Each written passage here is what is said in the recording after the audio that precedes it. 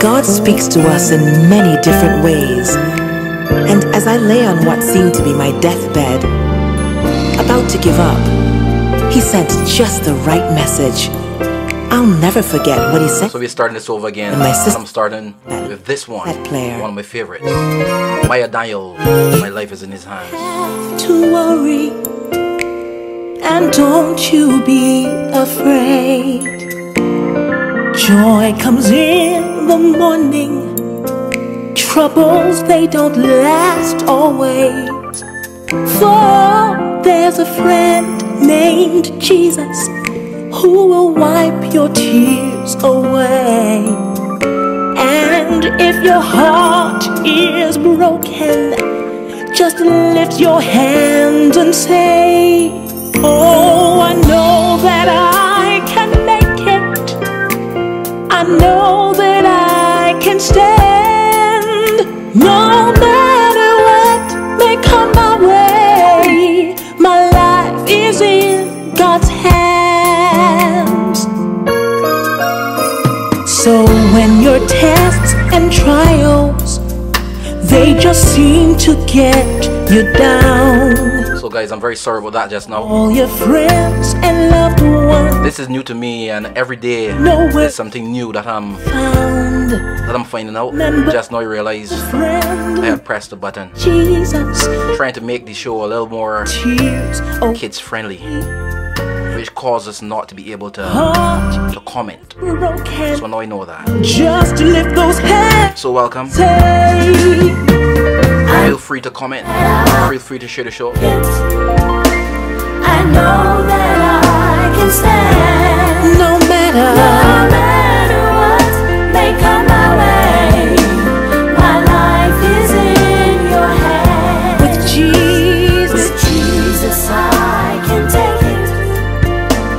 With Him I know I can stand. No matter what may come my way. You know, it's very important. It's very, very important for us to be able to talk to one another.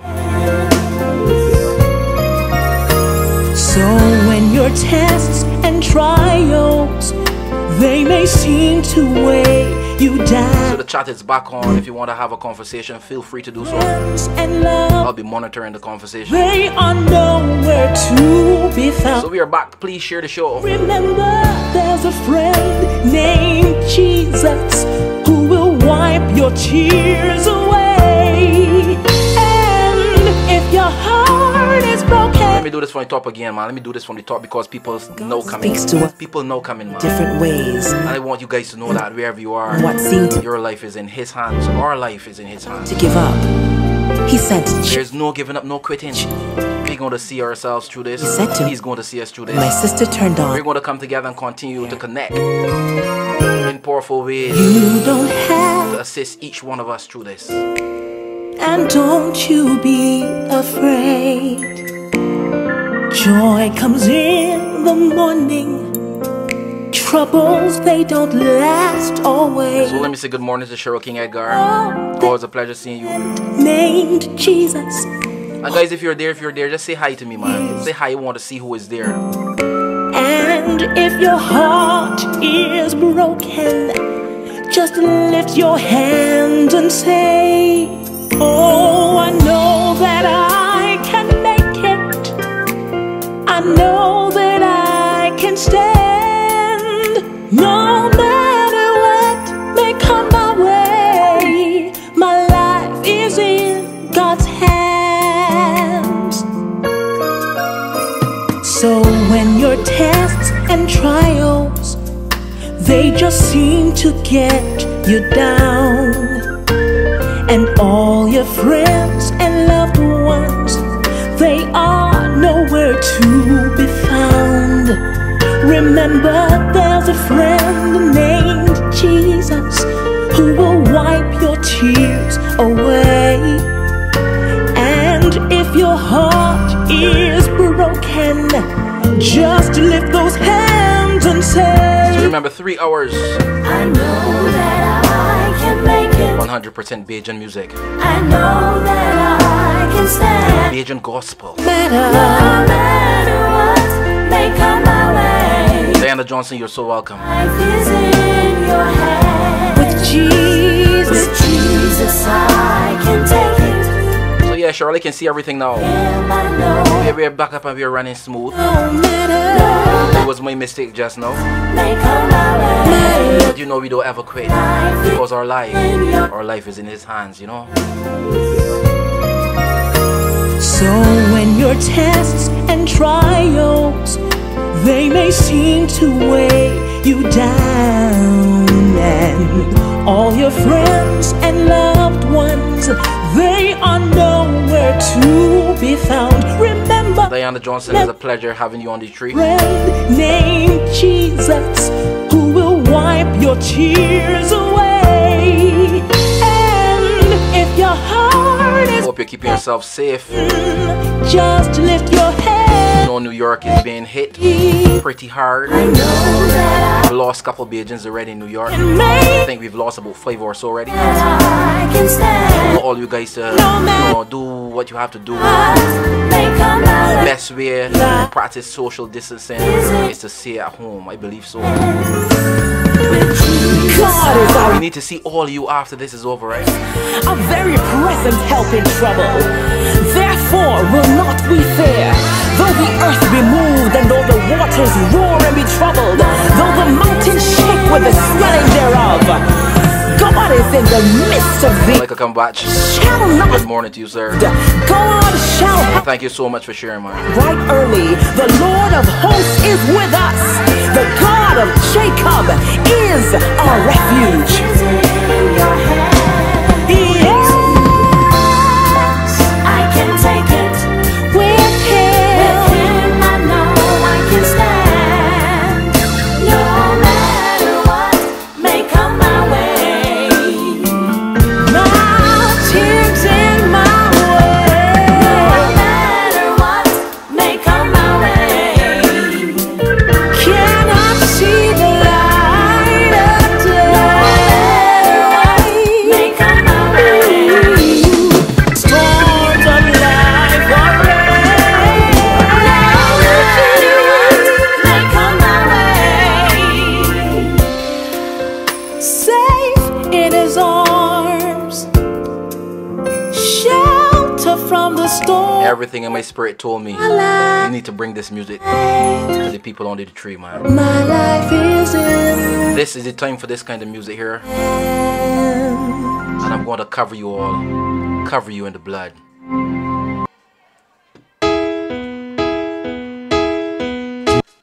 Done, children of God, in the war, Stop acting and the battle like you are defeated. is over. The battle is already won. We are above 2,000 every years situation and ago, circumstances. Jesus done. We are the head Win the war and not the tail. and the devil. It is finished.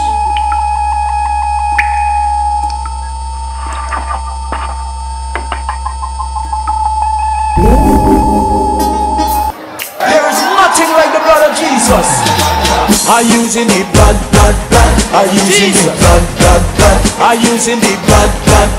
I putting the blood all over me. I using the blood. I using the blood. I using the blood. I putting the blood all over me. And let me go again.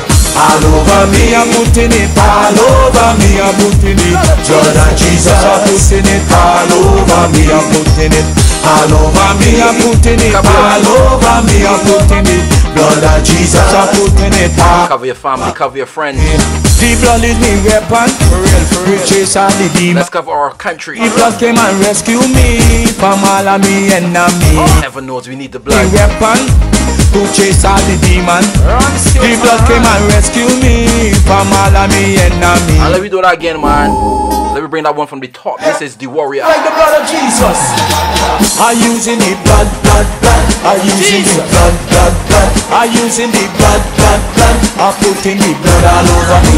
I using the blood, blood, blood. I using the blood, blood, blood. I using the blood, blood, blood. I putting the blood all over me. And let me go again. All over me, I'm putting it all over me. I'm putting it.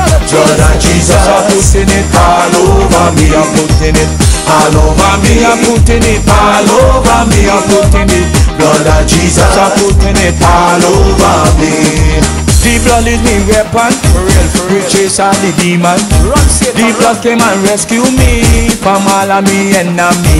The blood is me weapon to chase all the demon. The blood came and rescue me from all of me enemy. I'm putting it all over me, I'm putting it all over me, I'm putting it. Blood of Jesus, I'm putting it all over me, I'm putting it all over me, I'm putting it all over me, I'm putting it. Blood of Jesus, I'm putting it all over me. All over me, I'm putting it all over me. From me head straight down to my putting it all over me, I'm putting it all over me, I'm putting it all over me. From me head straight down to me foot, I'm putting it all over me. There is power in the blood, there is healing in the blood. There is nothing like the blood of Jesus. Power in the blood, there is healing in the blood. There is nothing like the blood of the Lamb. There is power in the blood, there is healing in the blood. There is nothing like the blood of Jesus. Power in the blood, there is healing in the blood. There is nothing like the blood of the Lamb. Let me go so then. All over me, I'm putting it all over me, I'm putting it. Blood of Jesus, I'm putting it all over me, I'm putting it all over me, I'm putting it all over me, I'm putting it. Blood of Jesus, I'm putting it all over me. All over me, I'm putting it all over me. From me head straight down to me foot, I'm putting it all over me, I'm putting it all over me, I'm putting it all over me. From me head straight down to me foot, I'm putting it all over me. Put it on your daughter, put it on your son, put it on your family. The blood they gon' set them free. Put it on your daughter, put it on your son, put it on your family. The blood they gon' set them free. I'm putting it all over me, I'm putting it all over me, I'm putting it. Blood of Jesus, I'm putting it all over me, I'm putting it all over me, I'm putting it all over me, I'm putting it. Blood of Jesus, I'm putting it all over me. All over me, I'm putting it all over me. From me head straight down to me foot, I'm putting it all over me, I'm putting it all over me, I'm putting it all over me. From me head straight down to me foot, I'm putting it all over me. There is power in the blood, there is healing in the blood. Well, it seems like everybody's buffering because I'm buffering too. Of Jesus, power in I'm not sure if that is indicative of the amount of traffic blood. There is nothing like the on blood. the Wi-Fi today.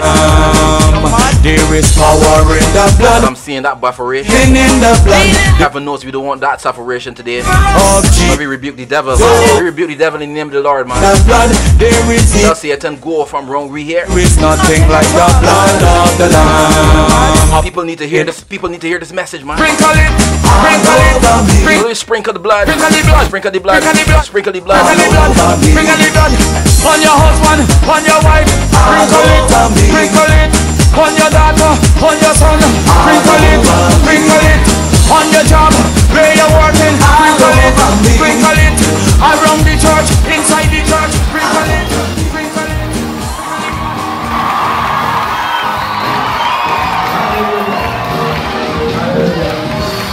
All I can tell you, we ain't stopping, we ain't stopping. I'm seeing the buffering, and I'm feeling the pain. But you know what? The devil can't win today. We can send up prayers. We can send up prayers, each and every one of us. Each and every one of us, we're going to send up prayers, man. Let's send those prayers to the Most High, huh? Not stopping this at all. For me, they had me on their mind. They sacrificed their time. They fell on their knees and prayed for me. They had no doubt that God will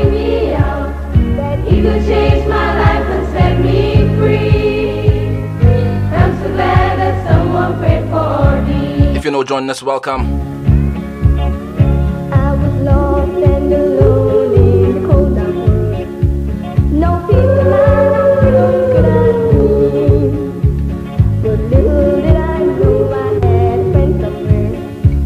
Someone I didn't know thought some good in me. Somebody prayed for me. They had me on their mind. They sacrificed their time. They fell on their knees and prayed for me. They had no doubt that God would bring me out, that He could change my life and set me free. I'm so glad that someone prayed for me. I want you to know I pray for each and every one of you. Not individually, but collectively, right? In the days that the world could give, In this time especially, we have to connect with that higher force. Have to. but because someone came, Doesn't matter what you call him. I trusted God and now they He's there for us. prayed for me. They had me on their mind. They sacrificed their time. They fell on their knees and prayed for me. They had no doubt that God would bring me out, that He could change my life and set me free. I'm so glad that someone prayed for me. Somebody prayed for me. They had me on their mind. They sacrificed their time. This is the Nazarene Silver Tones of Barbados. That prayed for me. They had no doubt that God would bring me out, that He could change my life and set me free. I'm so glad that someone prayed for me. I'm so glad that someone prayed for me, man. Glad that someone prayed for me. If you're that person, I thank you. I thank you so much. Oh, yes, yes, yes, yes. He is so amazing, and I'm always amazed at His grace. You know what I mean? We have to stand in awe before Him, man. So magnificent. You are the one who gave me my life in the Spirit. You are the one who gave me my first breath of life. You are the one who nurtured and cared for and watched over me. And because of your love, I have the victory. I am amazed. Roger World, good morning to you. Your glory. I am amazed by your strength. I am amazed by your power. I am amazed. I am amazed. I am amazed by your love, and I am amazed by your grace, and I am amazed by your comfort. I am amazed. I am amazed. I am amazed. You are the one who gave me my life in the Spirit. You are the one. You are the one who gave me my first breath of life. This is Miss Kean Walters. You are the one who nurtured and cared for and watched over me. Sandra Watkins, good morning to you. Because of your love, I have the victory. I am amazed by your glory. I am amazed by your strength. I am amazed by your power. I am amazed. I am amazed. I am amazed by your love, and I am amazed by your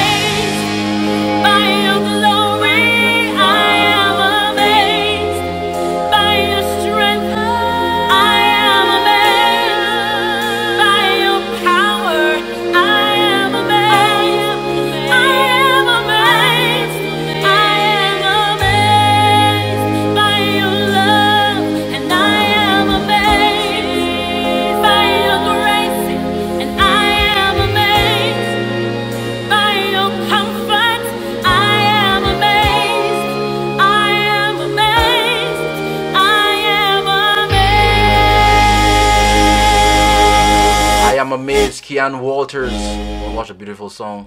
In comes Nisha Woods. So amazing.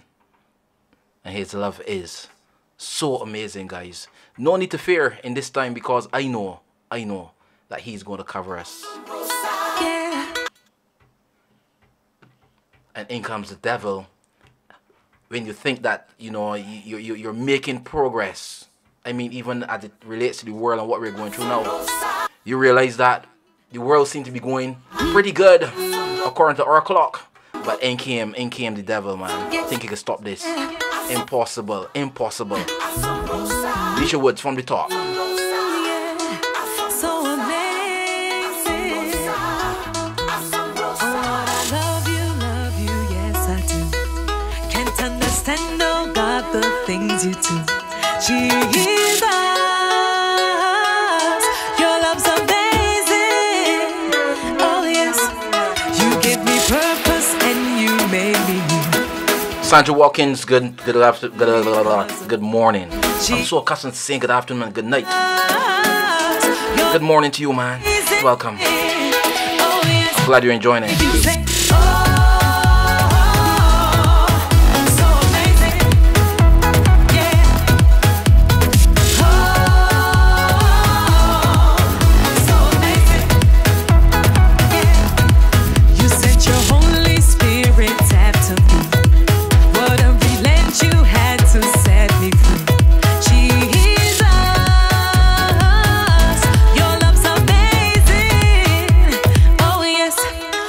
Give me everything good from above.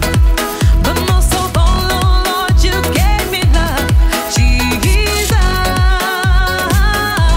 your love's amazing.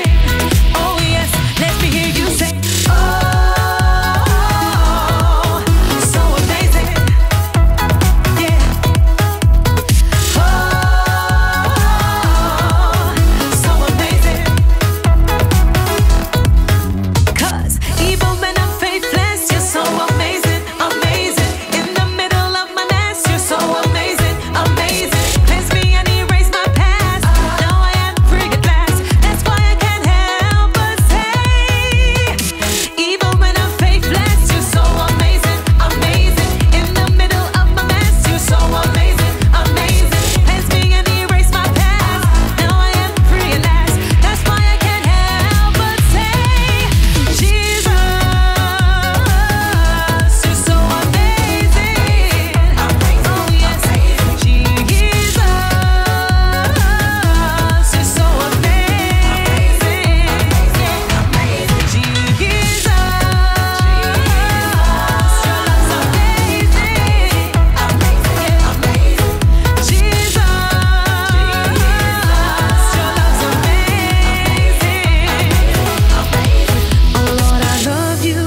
It's you, Sandra. I'll play that for you, no problem. Send, oh God, the things you do. Maya Daniels by special request. Your love's amazing. Oh yes, you give me purpose and you made me new. Where I am because of you, Jesus. Your love's amazing. Oh yes, let me hear you say, oh, so amazing. Yeah. Oh, so amazing. Oh, your love's amazing. Yeah. Oh, your love's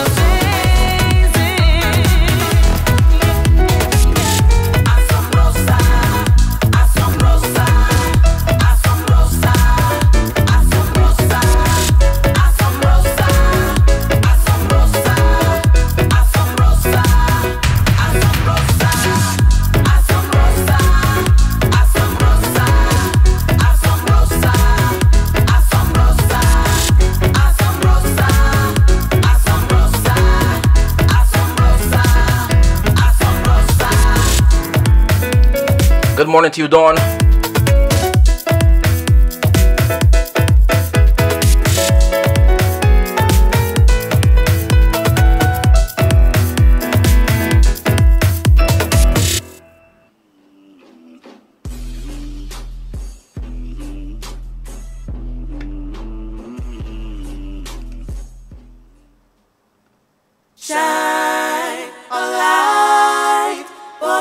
world to see.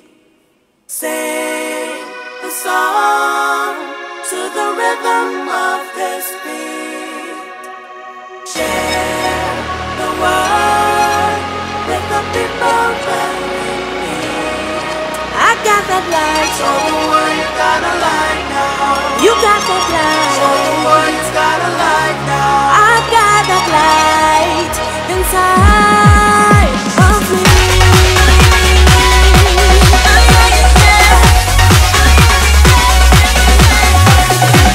You've got something inside of you that the world needs to see. You got that message there in your heart. You gotta share it with the people you meet. Her name is Sherry Ann Mon. Shine your light. Put it in the open. Let the world see it now. Don't hide your light. Put it up high. Put it up high so everyone can see it. See it. Sorry, good morning, Didi. We gotta shine. Please forgive me for calling you Dawn so often. Forgive me, man. Sorry. Didi, Didi, Didi. Song to the rhythm of his beat. We gotta share the word with the people that we That's only because I'll be reading names as they come, right? light. I have to make those mental notes now. You got that light. I got that light inside of me. So let me shine our light, man.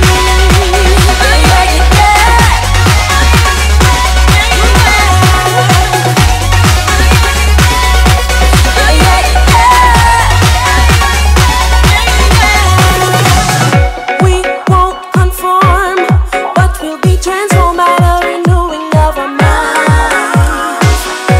The harvest is ripe, but we gotta be quick because we're running out of time. So share the word.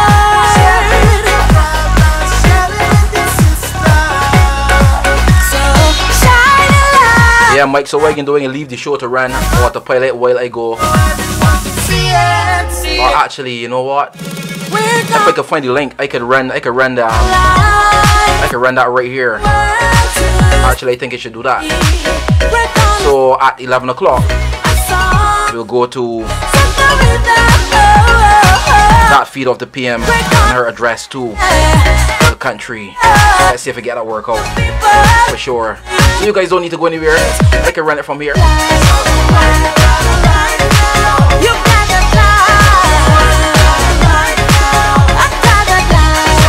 We get creative, man. Creativity is what it's all about. Sherry Ann Mon, shine.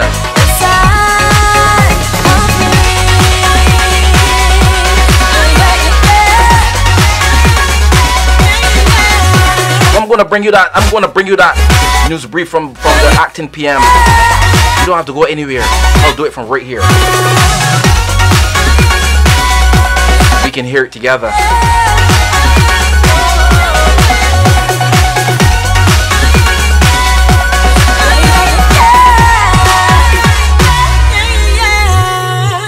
That was Miss Sherry Ann Mon, Shine. A song that speaks to the fact that each and every one of us have a light inside that we can shine. And you determine if you want to shine that light or not. Take Over is the next song by Nikovia. Take a listen. And of course, I'm going to look for that link now, so we can get that news brief from the acting Prime Minister right here on 83. If we can take a listen together. You know that you're moving to another level. We're not living in fear no more, man. Yeah, we're taking up the mental, but we alone cannot handle. We need the strength of the Father. Jesus, we surrender. Lord, you take over. Lord, you move in. You are Jehovah. You're my everything. Yeah, we are your people. Oh, this is your land. Lord, you take over. Establish your plan. Take over, take over.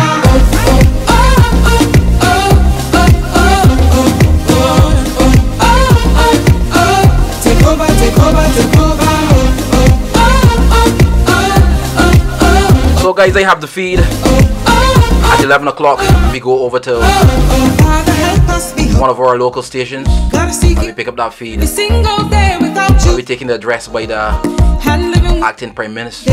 Very important. with of your people. Thank you for that reminder, Michael Cumberbatch. You've chosen us for a reason. Help us to walk in. Certainly wouldn't want us to miss that. Lord, you take over. Lord, you move in. You are Jehovah. You're my everything. Yeah, we are your people. Oh, this is your land. Lord, you take over. Establish your plan. Take over, take over.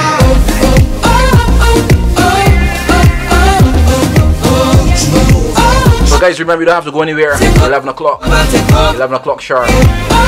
Go over to one of our local radio stations. I'm going to take in the feed. And we'll take in that update from our acting Prime Minister, Miss Sanchez Bradshaw. Our hands to you. Surrender. So let's take it in together. Hands to you. No need to go anywhere. I'll get it for you right here. Lord, we ask of you, let your will be done. Lord, we need you to take over. Lord, you take over. Lord, you move in. You are Jehovah. You're my everything. Oh, yeah, yeah, yeah. We are your people. This is your land. Lord, you take over. Establish your plan. Take over, take over.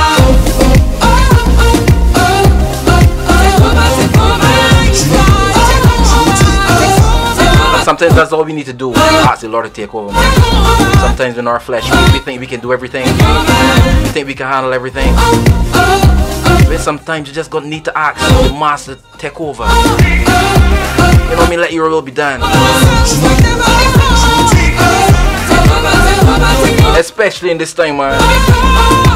So many things are beyond our control. We just need to relax. That was Nikovia, Take Over. So let me pull one more song and then we go to that news brief as soon as it's available. David Gibson, good morning to you, sir. Yonder on Calvary, on Mount Calvary, cruel Calvary, he paved the way by blood that we might gain a bright shining crown. Mr. Joseph Niles. His holy name, salvation has been brought down. Praise Yes, Cheryl, I'm going to bring you that news feed. salvation has I have it already. been down. So you don't need to go anywhere. I'll bring that news feed from right here on the tree. Let's settle ourselves and sit down and digest everything that the acting MP have to say. Oh, preach the word of God. Acting PM, that is. When from what don't you I tell? have it, Cheryl. Oh Lord, salvation is full and free. Yeah, yeah. These times creativity must flourish, man. I just worked out of my head just now. So you guys don't need to go anywhere. I'll carry it from right here. Tell it afar. Oh, praise the Lord. Salvation has been brought down. All alone without a friend, he suffered to pay it all. Yes, he paid it all. My Jesus paid it all. In his blessed promises, see victory shall be found. Praise his holy name. Salvation has been brought down. Praise the Lord.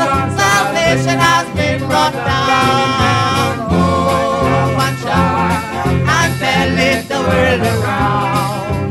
Tell it today. Tell it today. Oh, preach the word of God that we might win a crown. Why don't you tell the lost? Salvation is full and free. Yeah, yeah, yeah. Spread the news all over the land and sea. Tell it afar. Tell it afar. Oh, praise the Lord. Salvation has been brought down. I said, praise the Lord. Salvation has been brought down. Why don't you just praise? So Roger Roll, there's a little bell somewhere out there. I guess Michael Cumberbatch will have to tell you. There's a bell to press that. Once you press that bell and you subscribe and you press the bell, you should get an alert each time we come on. I think I could play another song because we still have some time. This one is by Albert Lewis. Time to rejoice, time to sing the glad song. So yes, Jacqueline Mears, good morning to you. So Roger World, look for that little bell and press it. That means that you are putting yourself on alert. Michael come back and tell you where it is. It's time to rejoice, time to sing the glad song. Blessings that flowing from above. Now is the time to come to the Lord and let His blessings fall on you. Though you may be down, He can lift you up. Put a song within your heart, on Christ to rock you'll stand.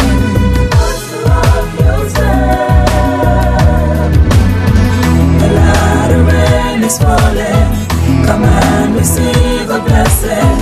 Don't let the enemy keep you away. For all the tears Guys, remember at 11 o'clock, can be restored. I will bring you that update by the acting Prime Minister. And you will So see you don't need to go anywhere. I'll get it right here. Right here on the tree for you, man. God has Anything for my people, right? that which is lost, and now can be found. Come everyone, come to the waters, come and buy without money. Come receive a blessing from the Lord.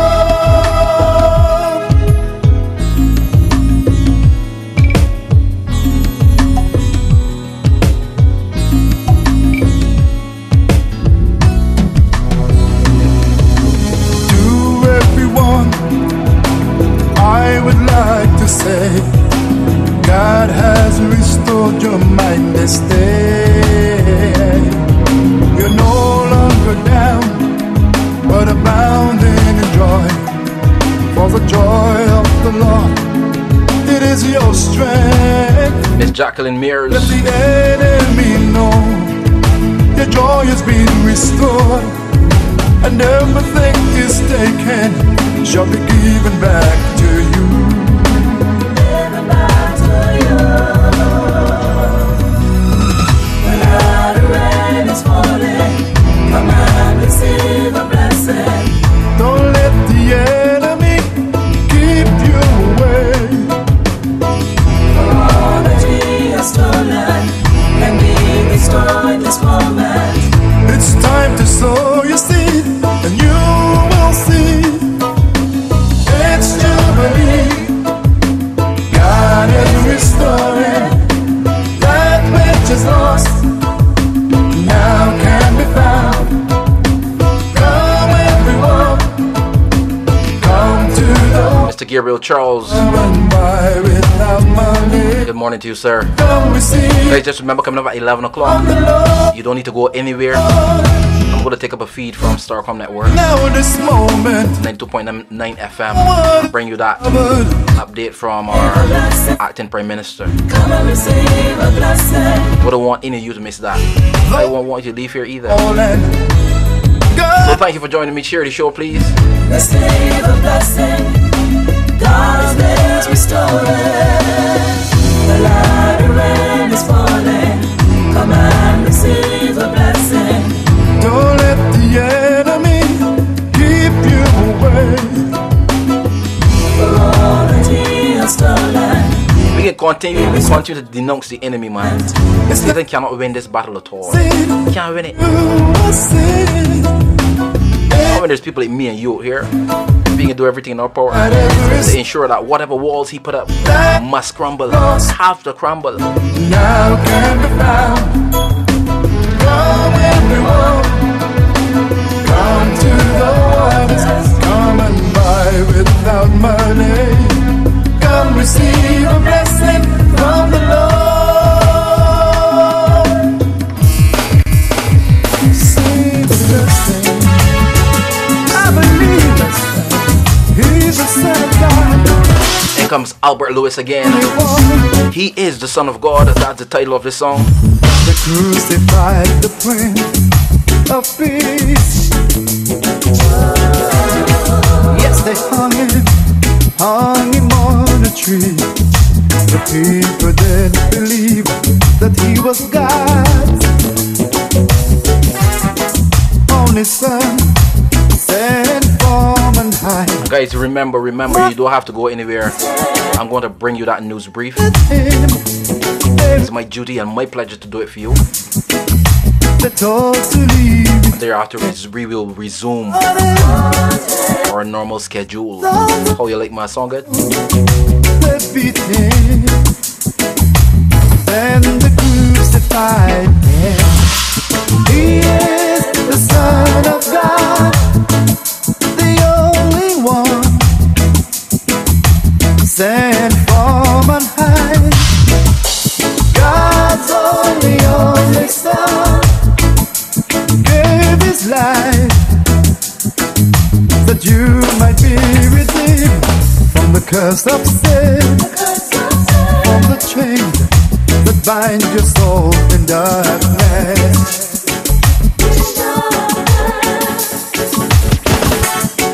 I believe he's the Son of God. Yes, I do.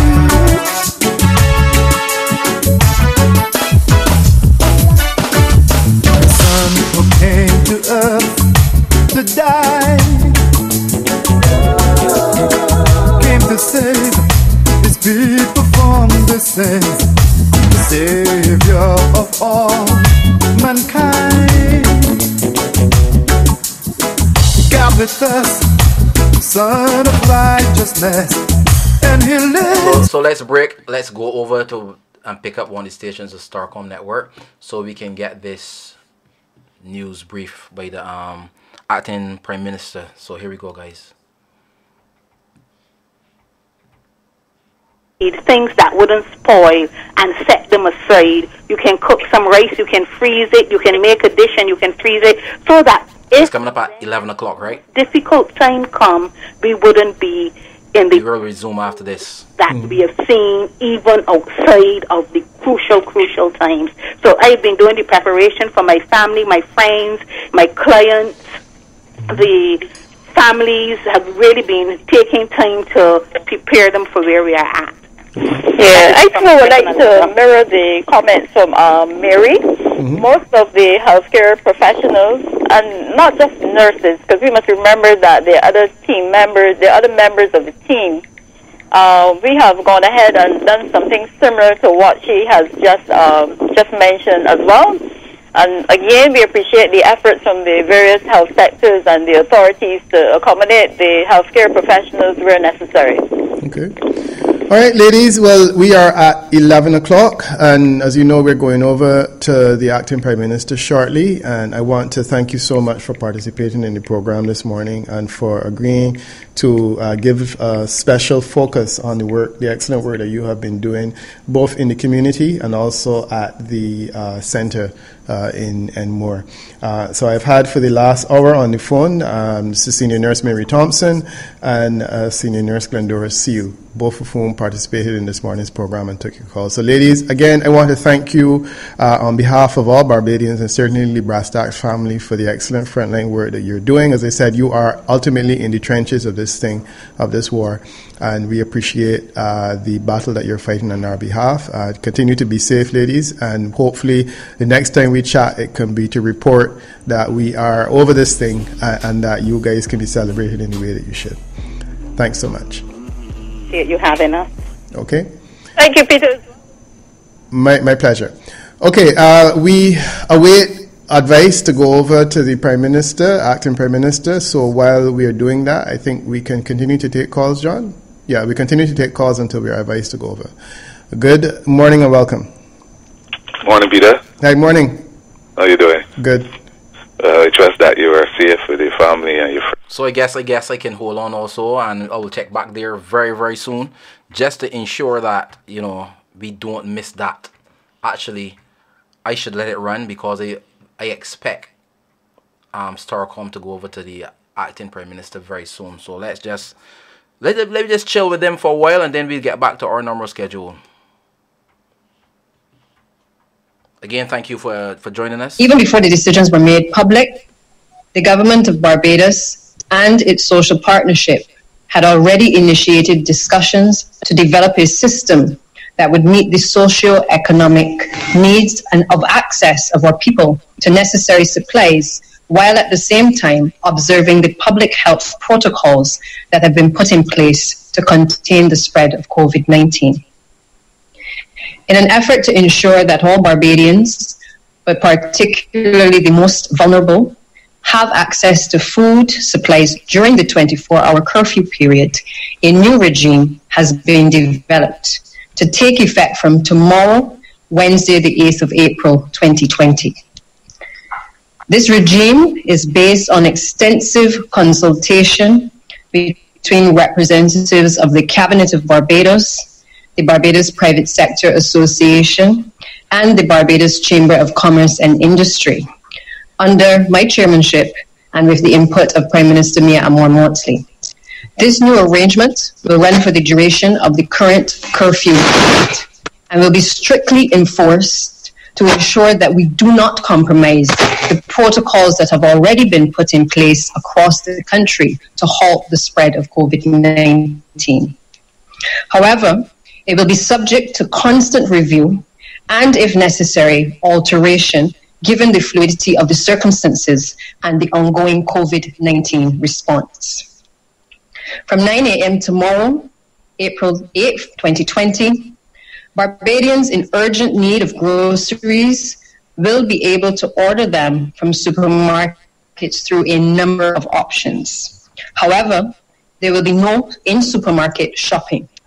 Please note that supermarkets and shops will be open on Wednesday, Thursday, and Saturday during this week.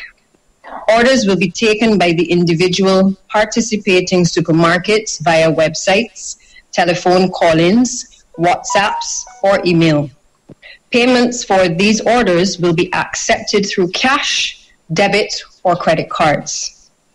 All persons ordering groceries in this manner will have the option to collect their groceries in person through curbside vehicle pickup or home delivery.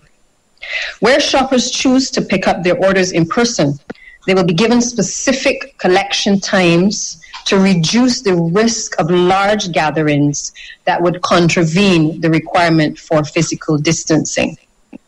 Persons placing orders should note that when we took the decision to restrict shopping last week, many retailers already had a sizable backlog of orders for delivery. And as a result, in the initial stages of this new arrangement, this may actually slow down the pace of delivery of new orders until this backlog is cleared. As a result, we are appealing to those households and to all Barbadians that have already purchased adequate supplies to stand down from grocery shopping at this time, to allow others who may not have had the resources or the opportunity to stock up to acquire their essential needs. A special regime has also been put in place to facilitate persons whose circumstances do not lend to telephone or even online ordering. And the following supermarkets have made special provision to accommodate those persons. Effective tomorrow, they will be able to go to Shell's, Trimart Popular, Savings Mart, and Jordan's to pay for and collect pre-packaged baskets that would have been already prepared by the operators. Shoppers will be able to see a list of items in each basket ahead of placing and paying for their orders on site. These baskets will be in values of $25, $50, $100, up to $150, with the contents determined by the individual retailers based on their examination of the shopping patterns of their customers. All shoppers, when placing walk-up orders for the prepackaged baskets or collecting telephone or online orders, will be required to observe physical distancing rules of a minimum of 6 feet behind the person in front of them. In terms of agriculture, farmers will be facilitated through the BADMC for fresh fruit and vegetables, through the Barbados Egg and Poultry Producers Association for fresh eggs and poultry products, and through the Pig Farmers Association for fresh pork. There will be a process of ordering through dedicated landlines, mobile phones, email, and WhatsApp messaging. Curbside pickups will be in place at the BAS Grotto, BADMC Ferry Valley and Spring Hall, Chickmont, Star Chick, and Amir car parks. And deliveries will be done for village shops, mini-marts, supermarkets, and for individuals for orders $30 and up. The government and its partners in the Barbados Private Sector Association and at the Barbados Chamber of Commerce and Industry recognize that this walk-up approach will not necessarily facilitate the personal taste or brand choices, or even the shopping volumes to which each individual or household might have been accustomed. However, we hope that you will appreciate that the primary mission here is to ensure that everyone has an adequate supply of what they need, while keeping the country safe by containing the spread of COVID-19.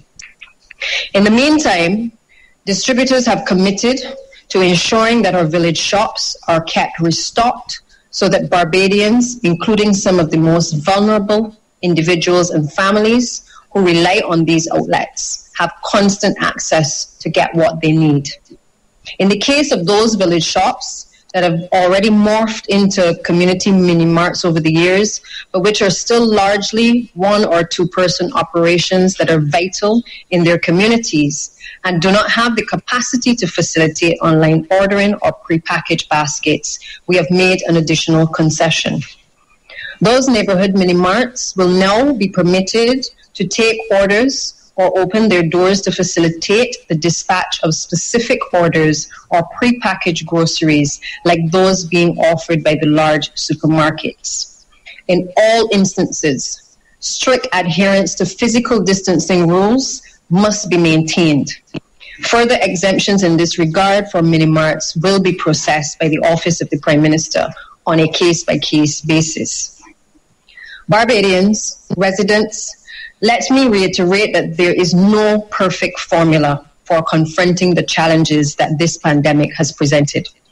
We will all have, as a nation, to adjust our behavior and our policies and practices and the regulations as the situation unfolds.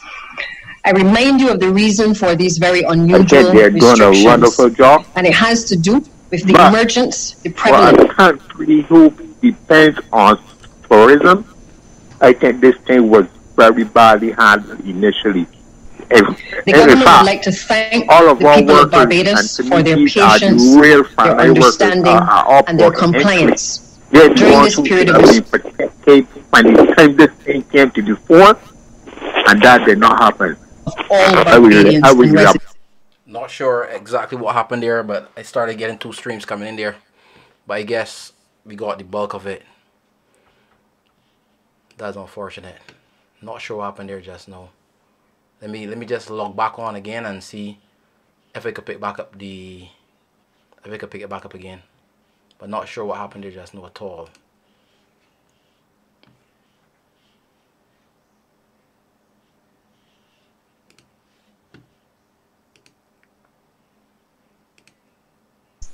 Meet us halfway and let us do this together. I want to take this opportunity as well to wish all Barbadians, and particularly those of the Christian faith, a peaceful and holy week and a blessed Easter. I'm open to taking any questions from you, from the media at this point in time.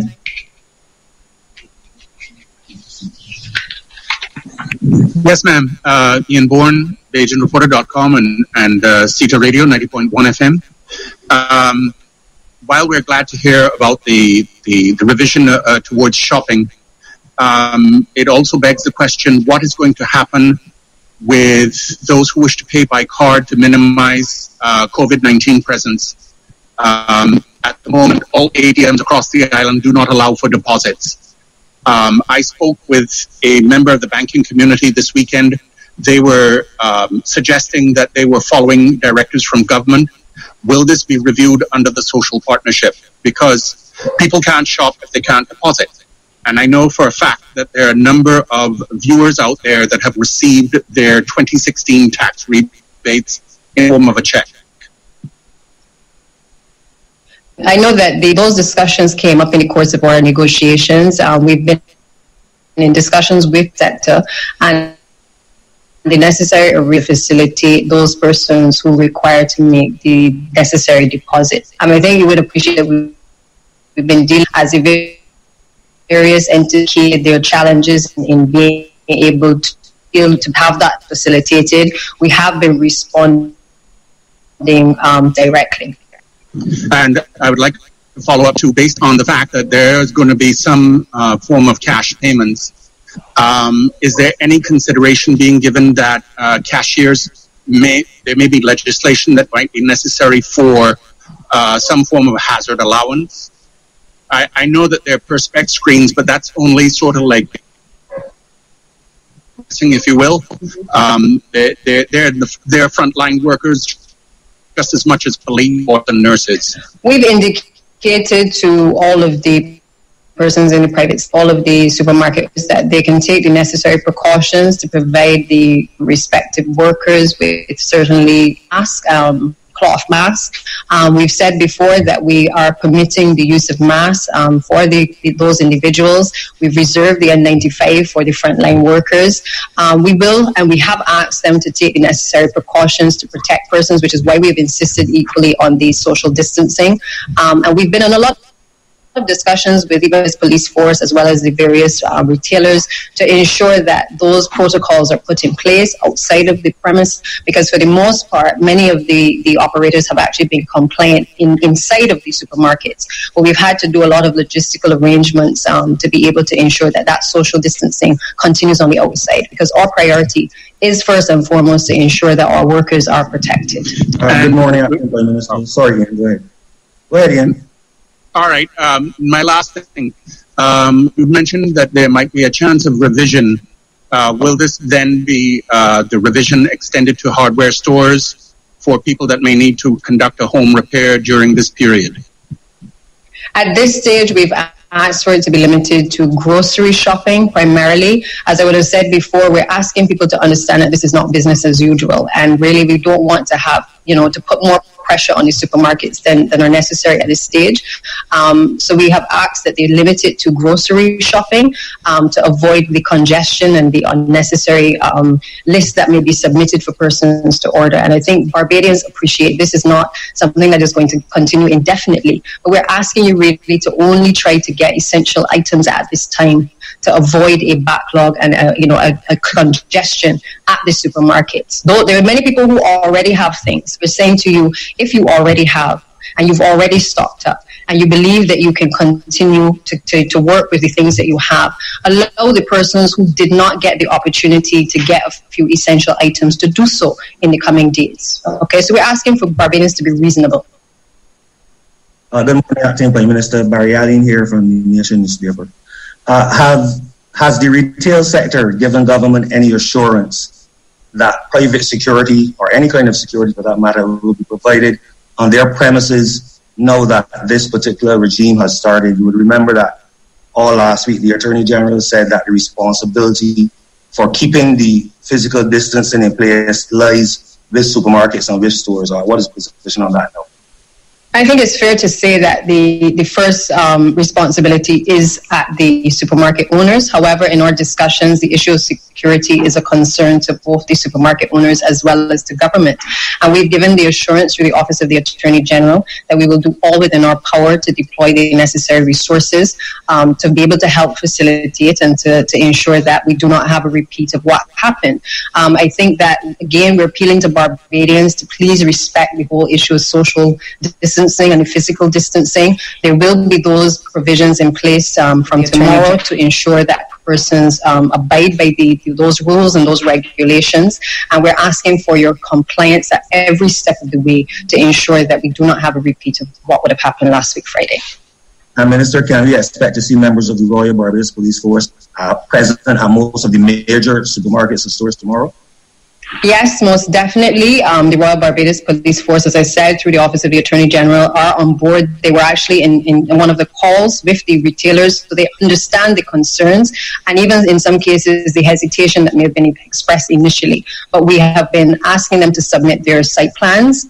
The Royal Barbados Police Force is working with the retailers to be able to look at the logistics, look at how they've laid out their premises, and to be able to weigh in to determine whether they will need additional support, and also in the case of traffic regulations, whether those will be necessary to ease the flow of traffic. As we said before, we have curbside pickup, but we also will have walk-ins. So each supermarket is not the same, and therefore different arrangements will be put in place for some of them. I think there were some that we had discussed because of the location. It may not be practical at this stage to be able to allow them to be facilitated for opening because of the challenges that might be created both for the shoppers as well as for the police and certainly the supermarket owners, and we are making those necessary accommodations accordingly. And third question, Acting Prime Minister, there are a number of elderly persons in Barbados who would not be in a position to participate in this regime as it starts tomorrow. Are any particular arrangements being made for them in terms of home deliveries specifically?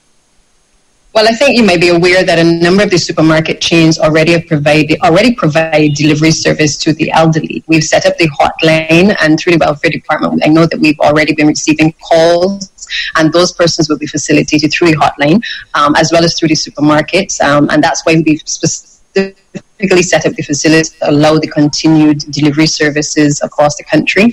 But we are mindful that we don't want our elderly persons on the streets. We're also appealing to Barbadians, and we keep saying, if you know of an elderly person who needs some items, if you can assist in making the order for them and placing the order and being able to do the collection or arrange for the delivery, we're encouraging you to do so, because at this point it is about holding the hands of others along this journey. So I would hope that Barbadians would be sensitive to those elderly persons who really are in that age group that are most at risk, and that they would do all within their power to ensure that those persons are contacted, or if they have to make a quick visit to them, to just basically find out, what assistance they can provide to ensure that this process is seamless come tomorrow. Captain PM, Carrie Gooding from Smart Loop News.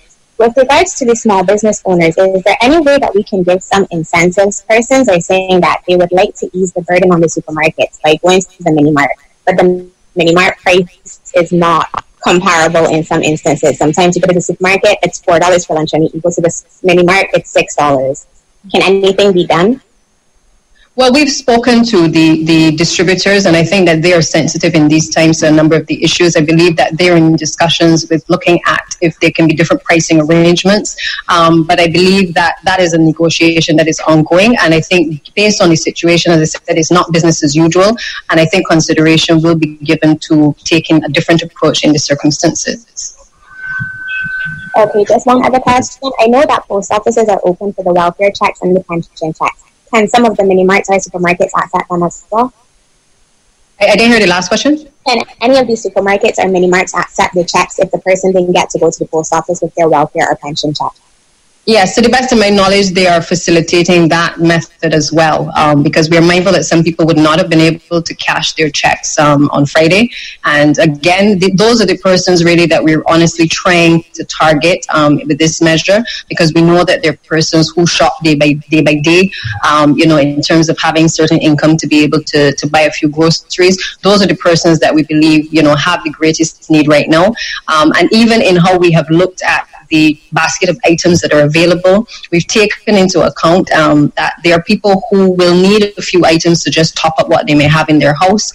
But these things are based on the common practices that a lot of these supermarkets see in terms of what shoppers come to these supermarkets looking to purchase.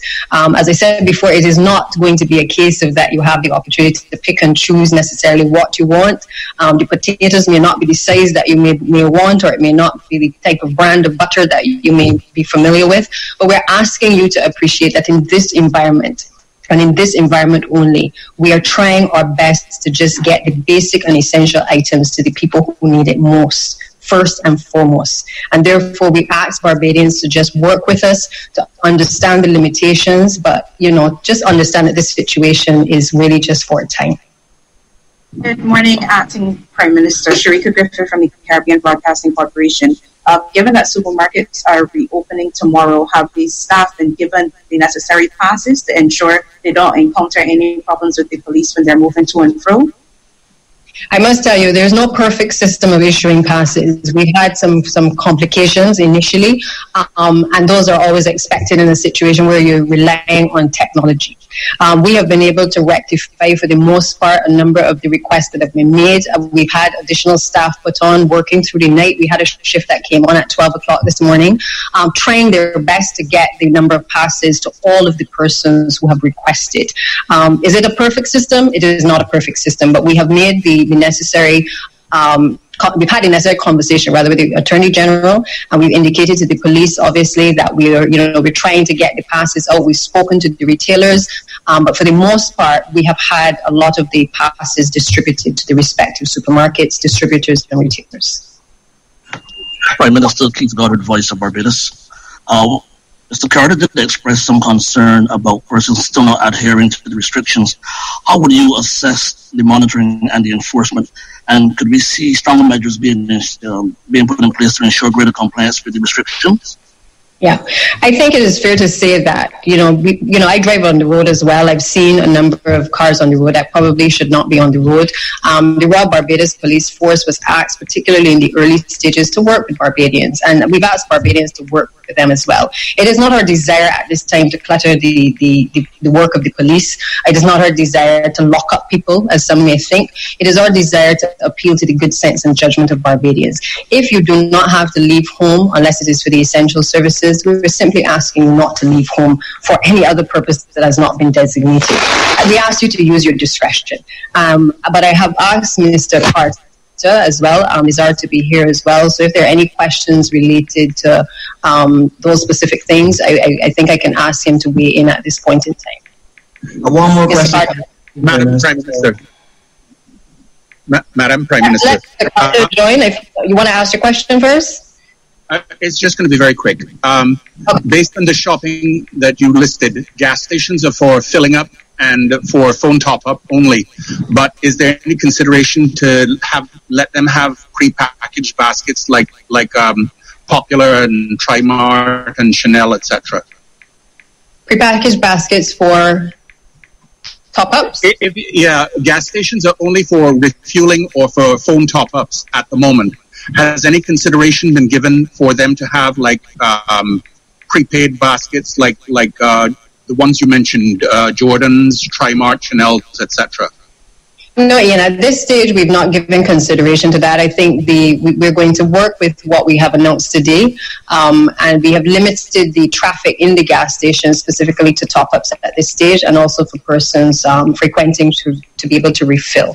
But we've not looked at that as an option at this point in time. I think by extending the mini-marts and the ability of the mini-marts to service the general public, I think that will also allow for the pressure to be taken off of some of the village shops and certainly some of the larger supermarkets as well. Those are the concerns that were expressed, and I believe those are the ones that we've responded to at this particular point in time. I want to bring in Dr. Corey Ford, because I'm sure you have some questions in relation to COVID-19. So I'm going to ask Dr. Ford to just provide you with an update as to where we are in relation to public health at this time on the COVID-19 virus.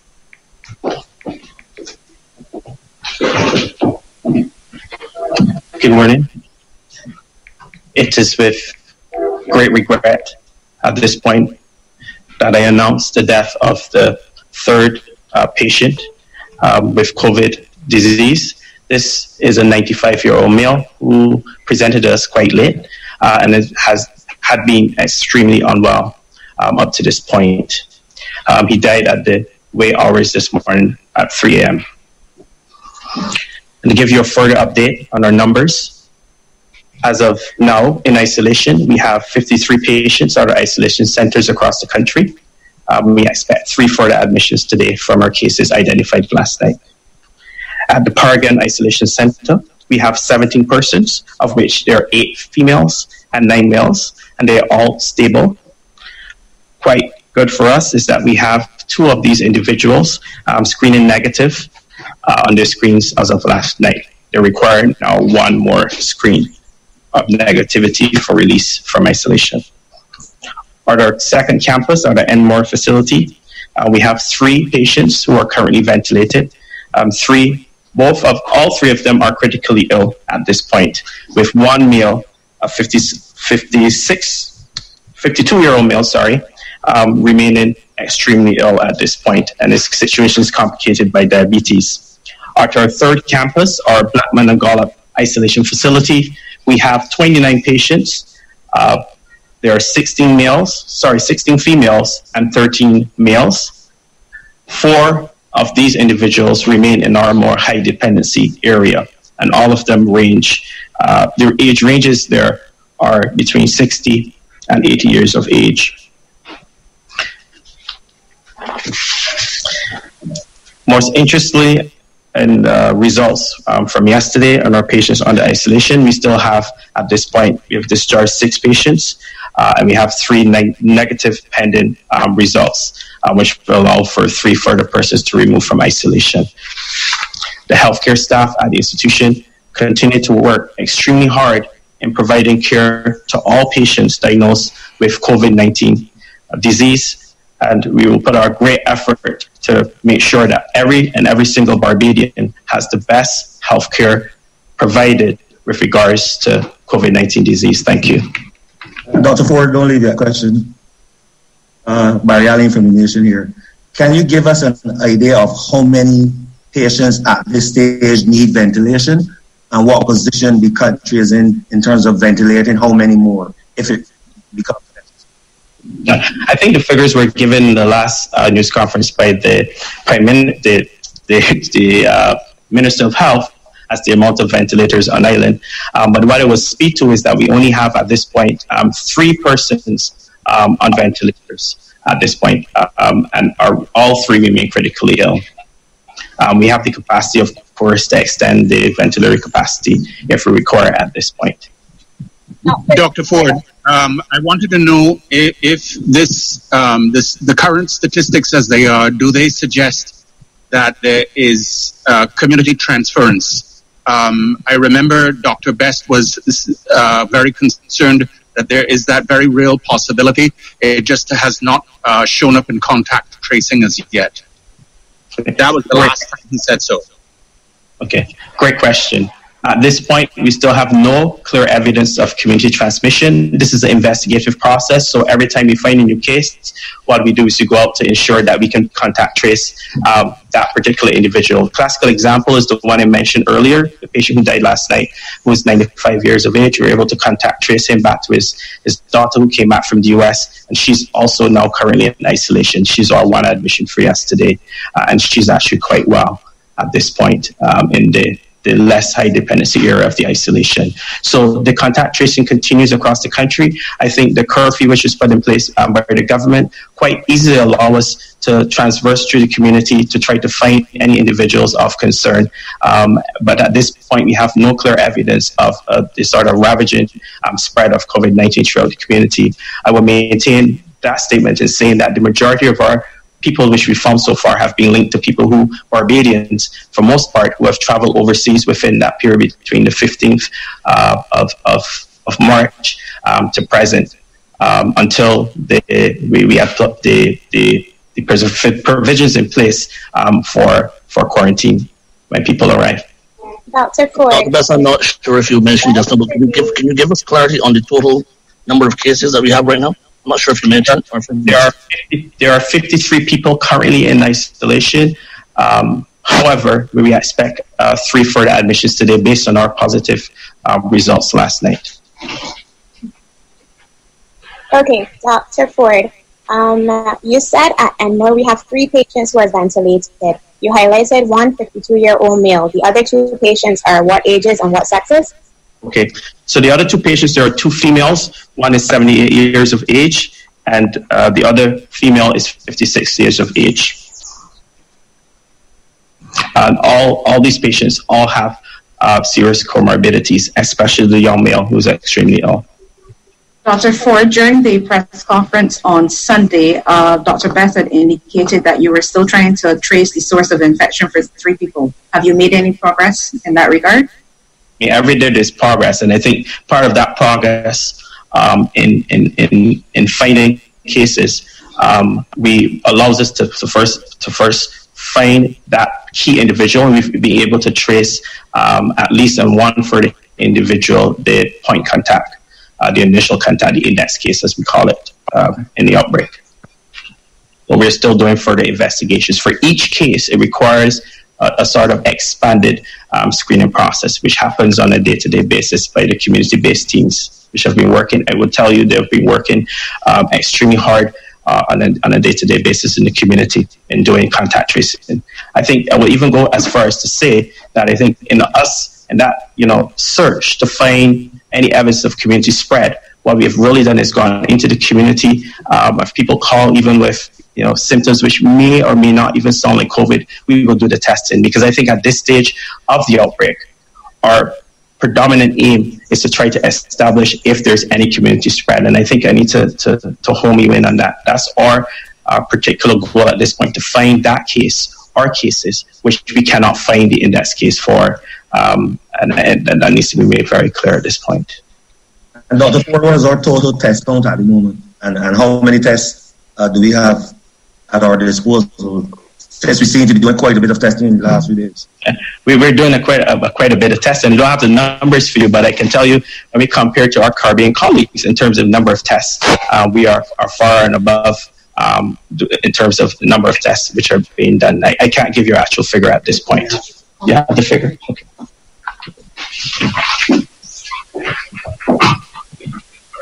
Good morning, everybody. Just to provide a specific figure on the number of tests. So as of the 5th of April, we've conducted 602 laboratory tests for COVID-19. And the current number of cases stands at 63 for Barbados.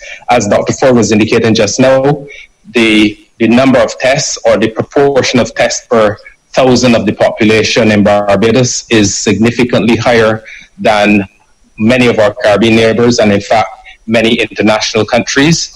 This gives us a measure of comfort in relation to our identifying cases that are out there in the community, because the more we test, the more likely we are to be able to identify cases that may be out there, which may be evading the other detection methods because their symptoms are mild. Thank you.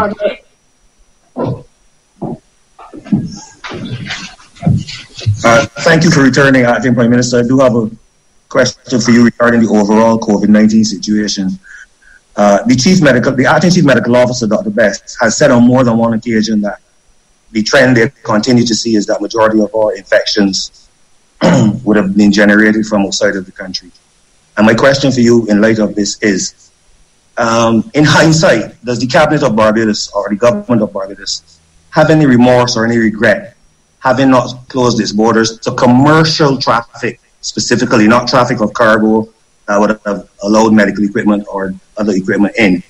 Is there any regret at all that our borders would have been not closed to commercial airline traffic?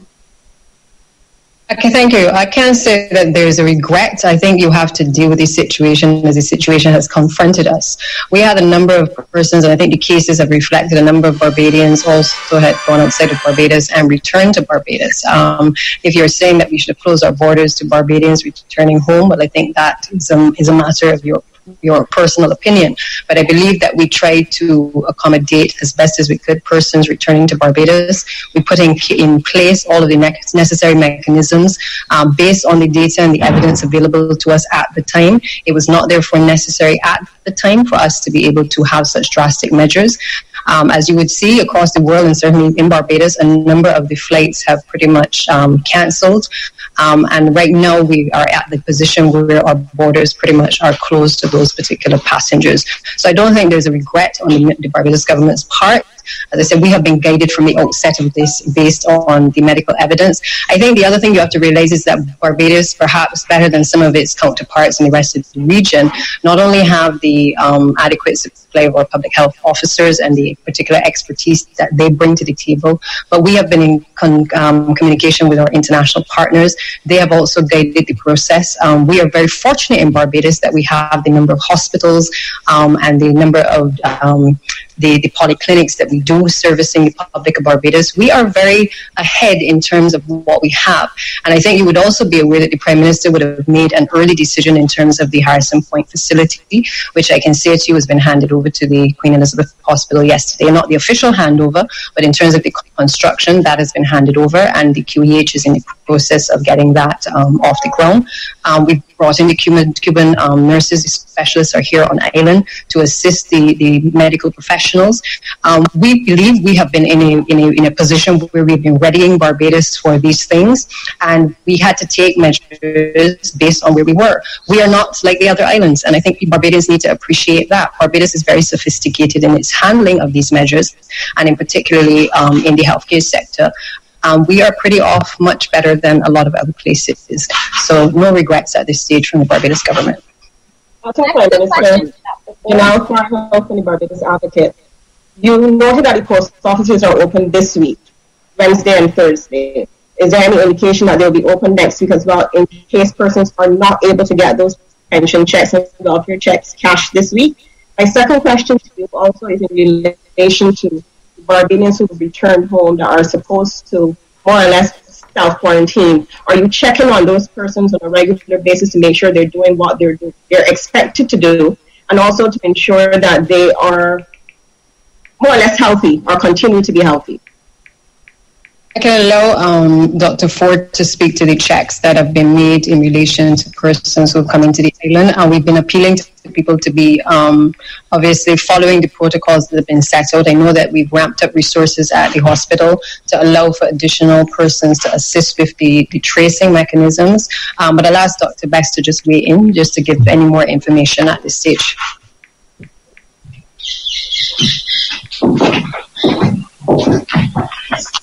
Yes, the answer to your question is yes. The public health team has a very big group on the ground doing contact tracing. But apart from that, what they're doing is looking on a daily basis of all these persons in quarantine. People also have the capacity to check their own temperatures and to report any symptoms. But the team on the ground is doing this both actively and passively and remotely as well.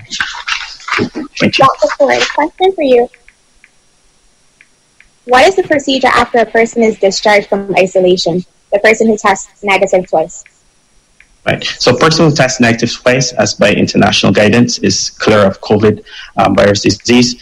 The actual plan is for follow-up of these individuals in terms of the comorbidities, and that will be done through the public health system. There's no risk at all at this point for transmission of any disease, since they're deemed negative by international standards. Okay, are persons calling the hotline first? Because last time you said that the gentleman who died, the 81-year-old, and his wife, the 83-year-old, that they presented at the QEH. Are persons just turning up at the hospital? We, as much as part of the National Action Plan, the plan is to try to allow the hospital not to have these sort of events. But as I said before on the People's Business on Sunday night, and I think this is a very important point, it is that you must have a plan. So the plan is to try to avoid persons having to come to our major healthcare facility and try to protect that healthcare facility, because other aspects of healthcare must go on. People will have heart attacks, people will have strokes, etc. And those aspects must always continue. However, in doing that, we actually have a plan on the ground in an emergency department that if a person does present and we were not able to detect, that from earlier, that there's provision in the emergency department for isolation of these individuals, and even to even cast even more understanding in that capacity for isolation has recently, through the administration of the hospital, the chair of the hospital, that has been expanded, because we would expect at some points that people might present maybe with some other illness, and on evaluation, we might think that that particular individual might have COVID. So those isolation areas have been put in place at present at the QEH. And we will hope in the near future that we're able to expand that isolation capacity should the need arise. Dr. Ford, we've had 3 deaths in a very short space of time. Will the Ministry of Health be in a position to say if this is within what it expected, or are we still within the parameters based on the international spread of the disease? Yes, I think that's a great question. And the answer to that is quite simple. If we look at the data internationally, it's quite clear. Persons who are above the age of 60 and certainly above the age of 65 are at increased risk of death when they contract COVID. This is then complicated by the fact that we also know that people with hypertension, people with diabetes, people with cancers, as one of these patients would have had, these persons and the immunosuppressed individuals, these individuals are in increased risk of getting complications and death associated with COVID disease. If we then look at the other end of the spectrum, we know from all the international data, both from China and information coming out from Italy, that persons of the younger age group, certainly below the age of 19 years of age, that the sort of complications that are seen are much less. It doesn't mean that there have not been deaths identified in that area, but certainly the percentage of individuals who present with severe disease in that age group has been quite less, and that's really followed in our trend in terms of our presentation. So I think in the current trend of things, we are following quite well within the international parameters. But to say that because we know this, I think a few key things have been put in place to try to decrease the risk of the impact in the elderly population, even before we identified the case in Barbados, or after identification of the first 2 cases in Barbados. And that was to look at the geriatric hospital and entrance of persons within the geriatric hospital in that facility, and to talk to the social partnership who are involved within the care of the elderly and trying to restrict visiting within those areas, because persons who have respiratory illnesses who would take them into those areas would put those individuals at the increased risk. And that really came out of one particular aspect. I think we have looked and we have sat and we've discussed quite clear issues. We know in the US, for example, we know in Canada, for example, and in Italy, for example, the surge in cases often started within these particular facilities. And we put measures in place from quite early, anticipating that we can have these effects. It is now up to each and every Barbadian, as mentioned by the acting Prime Minister, to look to help these elderly people within the community so they don't feel that they have to go out in search of these aspects. Thank you.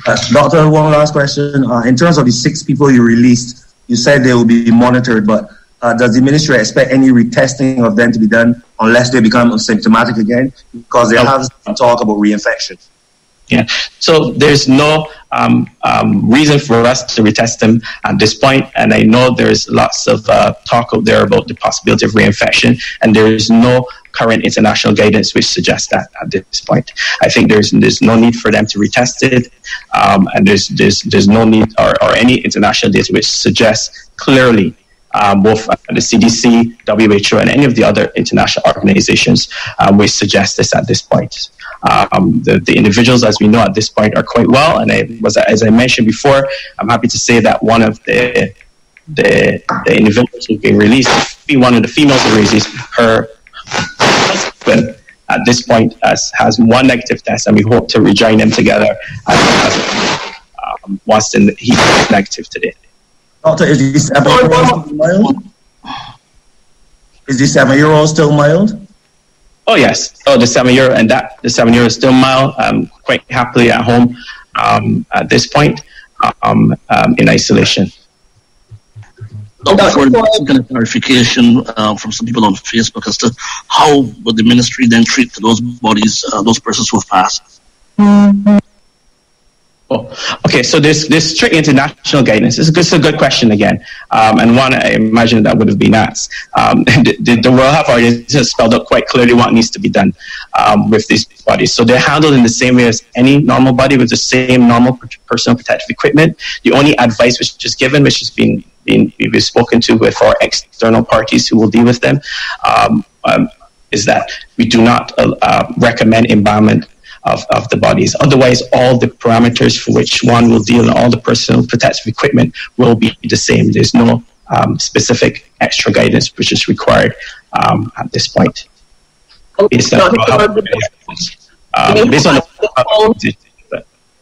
Do we at this time have enough PPE for the frontline workers? Oh yes, there's enough personal protective equipment for the frontline workers, and I will tell you on a daily basis that the stocks of them are increasing. There are some personal protective equipment which are specific, like where we talk about the N95 mask. I always make the point to say that there's nothing in life such as one size fits all. And there are challenges with a few of those versions, not in Barbados. This is an international issue. When we recognize that this is going to be a problem, there's a high amount of purchase throughout the country, certainly by the hospital, of all of the personal protective equipment that we had in Ireland. There are some challenges with some versions of the mask, but I will tell you that for those individuals who had those challenges, we were able to mask fit most of them and find another version of the mask that can fit them. But at this point, we have no challenges or significant challenges with personal protective equipment. And on a day-to-day basis, we continue to get supplies from our partners, from international governments. The Chinese, for example, have been very, very gracious in providing us with some extra personal protective equipment, as the Minister of Health has said in his previous presentation. So, Ford, I'm not sure if anyone ever spoke to it, but is testing free for Barbadians? I didn't get the question. Can you repeat that? Is testing free for Barbadians? Oh yes, for sure. Testing is free for Barbadians. Testing is free for anyone who presents with signs and symptoms of the disease. It becomes important to test, like I said before, to find those index cases. Thank you. This question is for the acting Prime Minister. Has any consideration been given to reopening fish markets? The fisher folk have been concerned, especially with the Easter weekend approaching. Have you given any consideration to that? Yeah, I think, good question. I think we've looked at the arrangements that can be put in place in relation to the fish markets, but as you appreciate, we're trying to prevent the issues of persons gathering in large numbers, which is why we have been speaking to the supermarkets and trying to ensure that the necessary supplies can be obviously allocated both for the online deliveries as well as being able to call in for shopping to do curbside pickup as well. But those arrangements will be looked at, and if any necessary updates are necessary, we will certainly speak to those in the fullness of time. I just wanted to say as well that I think that what you've heard from Dr. Ford is obviously fairly comprehensive in terms of the steps that we've been taking over the course of the last few weeks, and certainly trying to prepare ourselves for all of the eventualities that might arise from COVID-19. When we think about the fact that Barbados obviously has a large home porting base, we could do no better in terms of not being able to provide for persons still to be able to come in, but also for persons to get out. I think it's fair to say as well that we had a lot of students who were on island who needed to get back home, and we had to keep our borders open in order for those persons to be allowed to exit.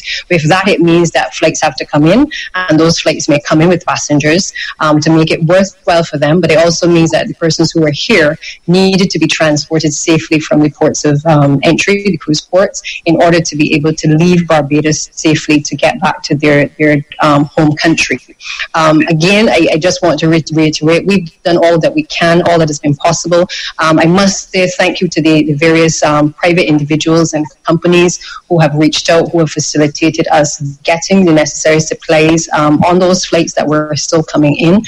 They've continued to make arrangements with us to be able to get additional supplies into the country, because I think, as you know, there are some restrictions in terms of what we can get in at this point in time. And truth be told, I know one of our cruise ships had even offered, because of the generosity of Barbados in facilitating not only testing, but getting individuals out of Barbados, they graciously donated 2 ventilators to Barbados as well. So while it may appear to some that we have been loose in our arrangements, at the same time, there have also been significant benefits to the country by being able to, facilitate those persons who needed to get back out of Barbados as well. I think it would be also fair to say we had students who, many of them, wanted to come home. We are mindful that if persons were left in some of these territories because of how the healthcare systems are currently structured, many of them would not have been able to access the necessary healthcare without, in particular, if they were in the United States, they would not have been able to access the necessary healthcare without obviously the adequate resources. And I can speak to that from a personal perspective as well. So if you don't have money, sometimes you're not able to get the requisite care.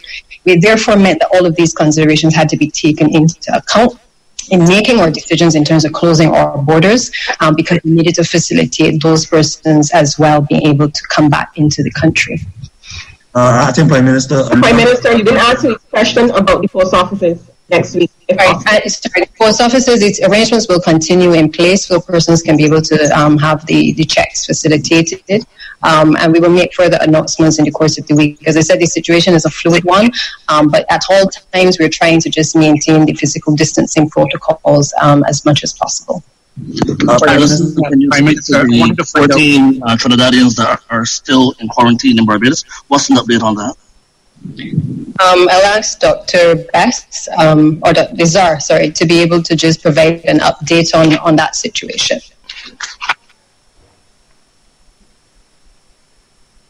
Thank you, Prime Minister. I'm not able to provide a specific update on where the Trinidadians are. I know that they have completed their period of quarantine, and therefore, as I said, the responsibility in relation to public health prevention has been exercised. None of those persons have tested positive while they have been in quarantine, and therefore they would have been discharged from quarantine as of, I believe, yesterday. I understand that some arrangements are being made for their repatriation, but those arrangements would not necessarily be arrangements made by the government of Barbados, because they are private citizens as citizens of Trinidad and Tobago, and those arrangements would be made between themselves and the government and whatever carrier is available to take them home. Mr. Carter, did you say they were tested? We were told before that they would not be tested unless they became symptomatic. There would be no requirement from the government of Barbados to test them unless they became symptomatic. So there's no requirement from the government of Barbados. If the government of Trinidad wants them tested before they leave Barbados, then that can be facilitated, obviously. But we have asked, if that is required, that the appropriate number of test kits be made available to us to facilitate that. Mr. Carter, before you leave, Mr. Carter, I just wanted to get clarity from either from you or the acting Prime Minister, bearing in mind that the curfew was changed to 24-hour capacity on Friday the 3rd of April. Is the expiration still the 14th, or is it now the 17th of this month? The date of expiration of the curfew remains as has been announced. I believe it is midnight on the 14th of April. However, we have said consistently that if the situation warrants it, there is provision for a further extension. Obviously, that is something that we hope we will not have to do. We understand that the restrictions have been uncomfortable for many Barbadians. We understand that it has caused dislocation, as the Prime Minister said, but we will only make the adjustment to the date, the current date, or make an extension if the situation warrants it. That is currently and continually being evaluated by the Health Emergency Operations Center, from which the government of Barbados has continued to take its guidance and direction.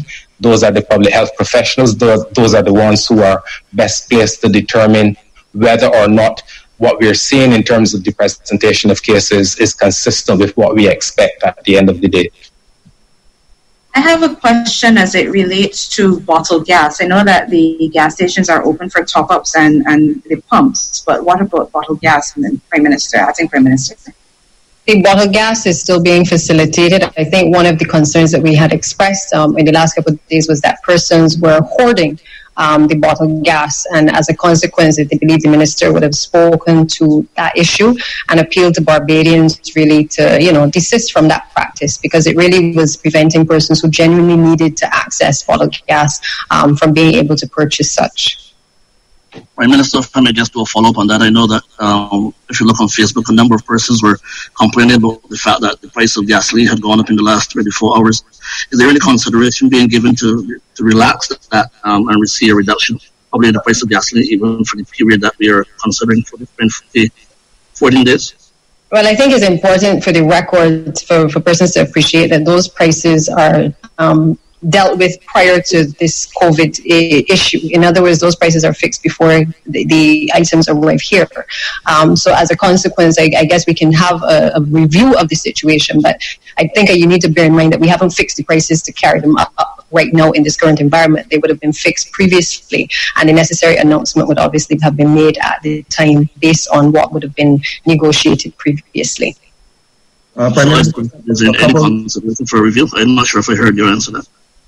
Yes, we again, I've said it repeatedly that we continue to review the situation day by day.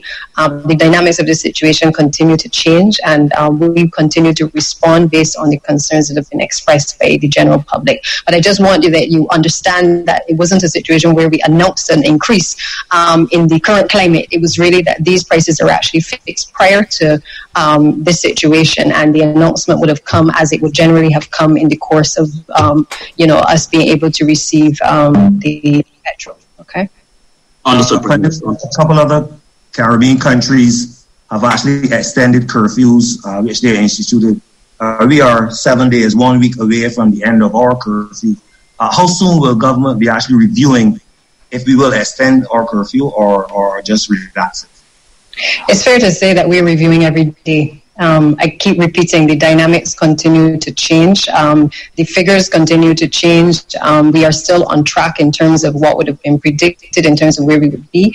But again, we are guided by the medical health professionals in terms of changing the dynamics of the curfew at this stage. And I believe early next week, we will make the announcement in relation to whether that advice is said to us that we continue or whether we relax the curfew in any way. But I just to assure you that we've had the preliminary discussions with the private sector and our various partners and stakeholders with a view to looking at other mechanisms that may have to be put in place if we have to extend, because we're not waiting until that advice comes. We've been looking at all of the other countries across the world, the other islands in the Caribbean, to look at how they've been handling it, to look at how their people have responded to a number of the measures, and also looking at what Barbadians can handle at this stage. But all of that is balanced first and foremost by public health concerns.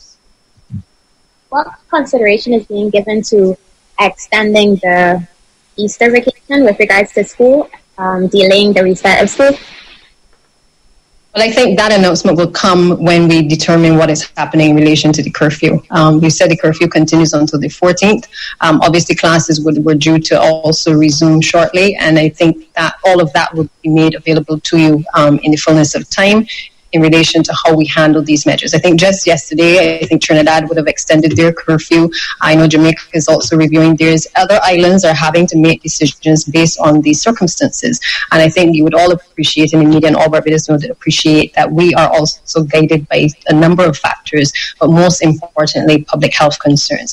If Barbadians adhere to the issues of practical physical distancing, as we have been constantly reiterating, I believe we can contain this situation. If Barbadians look out for the elderly, ensure that category, which we always speak to, we have one of the largest elderly populations across Barbados. If we look out for those persons and we ensure that we are protecting them and making sure that their contact with the public is limited. If Barbadians adhere to the practices of washing their hands and ensuring that there's good hygiene, and if they pay attention to the advice that they mustn't just stay at home if they suspect that they may have any of the symptoms, but that they call the COVID hotline and they seek the necessary attention, I believe that we can arrest this situation as quickly as possible. But it does rely on the people of Barbados to listen to what we've been saying, because we're acting only in the best interests of Barbadians across the board. Prime Minister, a couple of days ago, I think it was last week or early the week before, Prime Minister Motley encouraged landlords in our country not to be heavy-handed with the way they treat their tenants. And subsequent to that, we've had more than one occasion where persons have been, for use of a better word, put out, evicted basically. What is your take on that in particular, and what government can do going forward to make it more, to strengthen it more, actually?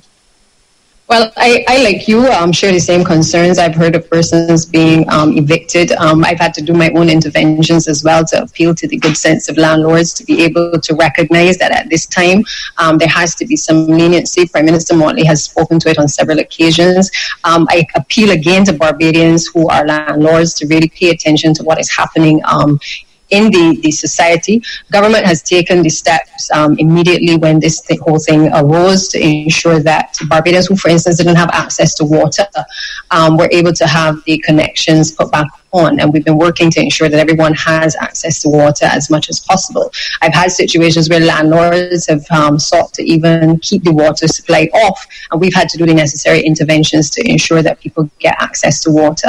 So again, I would appeal to the good judgment of persons that this is not the time to be heavy-handed. This is the time to be a bit compassionate and to appreciate that we are all in this together.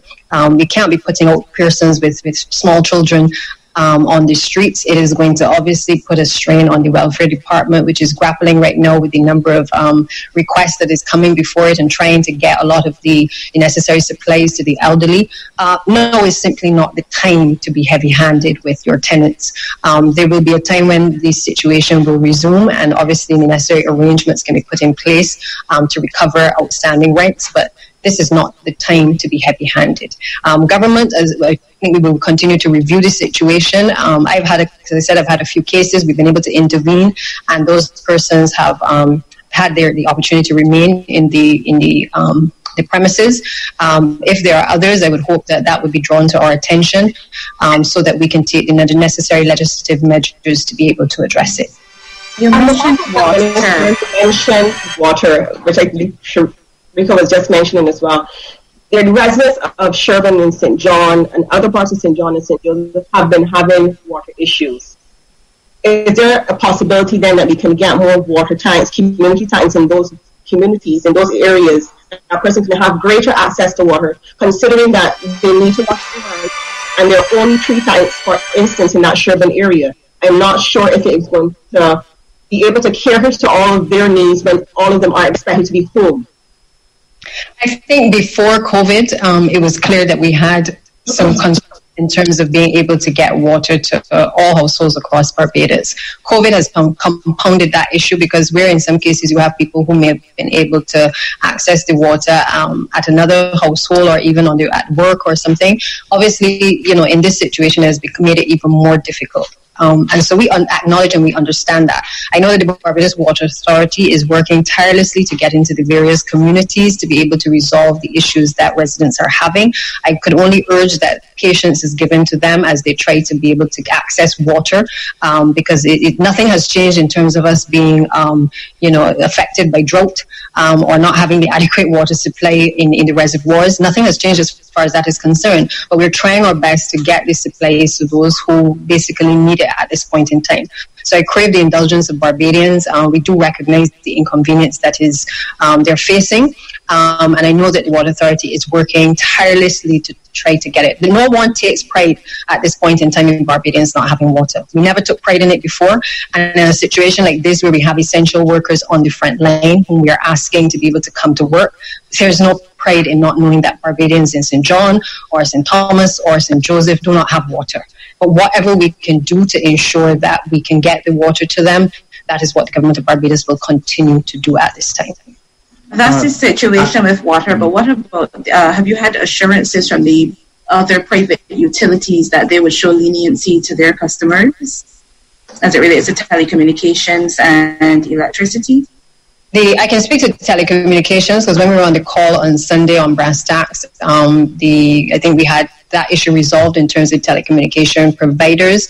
There'd been a situation where I think there had been some messages that had been sent out indicating that there were some disconnections, and we were able to resolve that by raising the issue and appealing to the good sense of companies to be able to assist us in not creating the panic and the alarm, particularly now when people are at home and they actually now more than ever need to have access to having communication.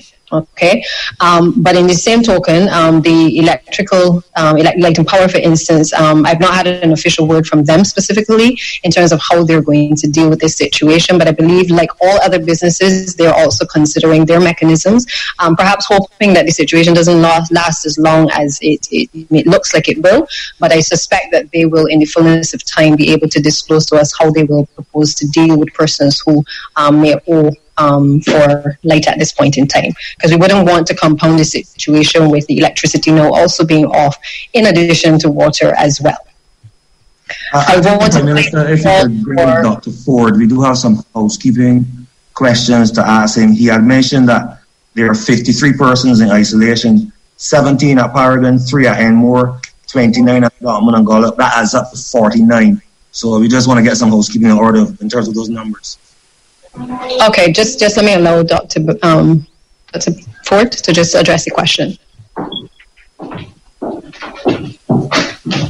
Yes, Dr. Ford, based on your numbers given, you said 53 in isolation, 17 at Paragon, 3 at Enmore, that's 20, and 29 at Blackman and Gollop, that's 49. Can you... Okay. So the child who we spoke about, the 7-year-old, is at home in isolation, given the fact the father is also positive and being followed by the Ministry of Health. And we have 2 other individuals at home who are under isolation, a couple at home who are being followed by the Ministry of Health. Okay, thank you.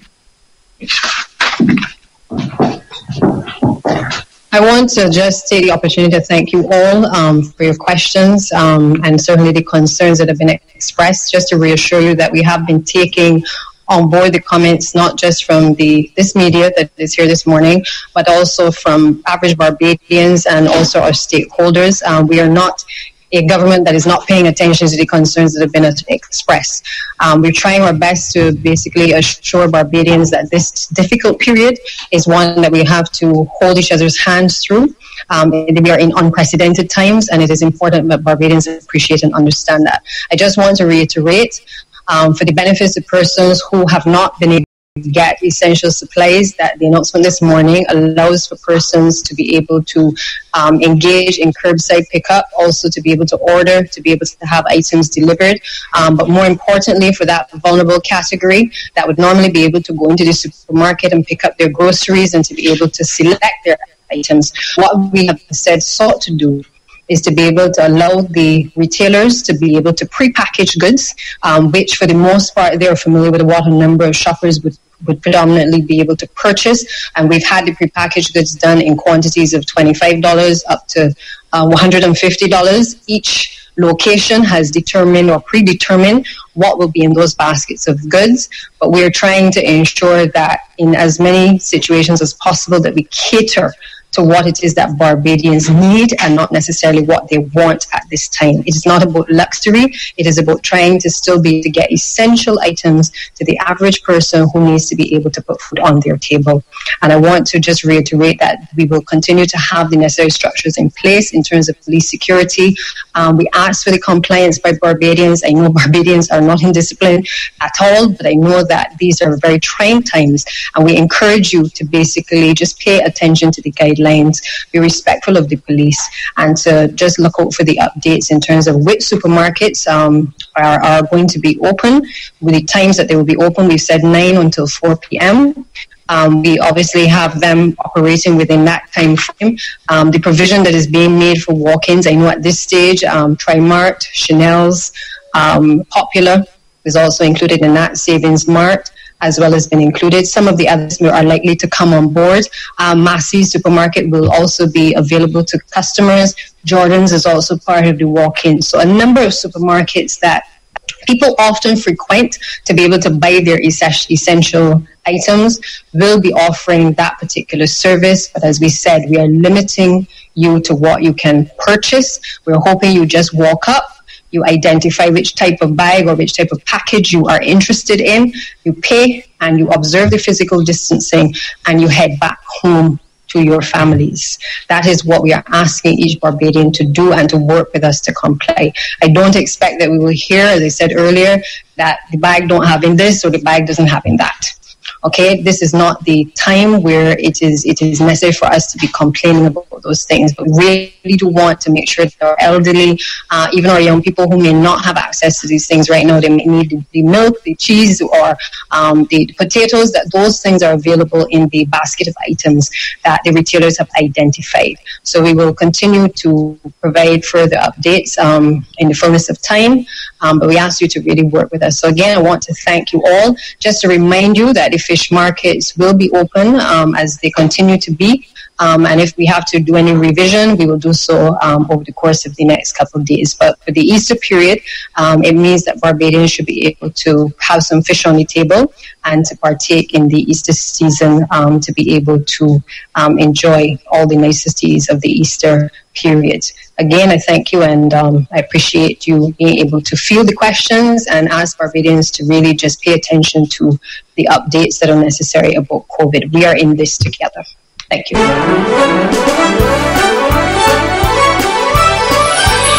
Meet us halfway and let us do this together. I want to take this opportunity as well to wish all Barbadians, and particularly those of the Christian faith, a peaceful. If the sun is hidden by gray clouds or rain,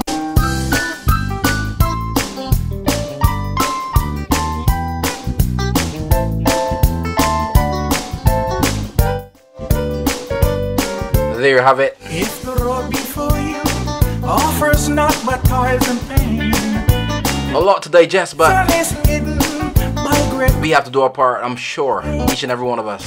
If without I don't agree with everything that was said. Still don't believe that nobody should be on the road. Still believe we should be on total lockdown. in prayer, Total lockdown. many are the heartaches that Then employ a delivery system. Cut down on the amount of contacts.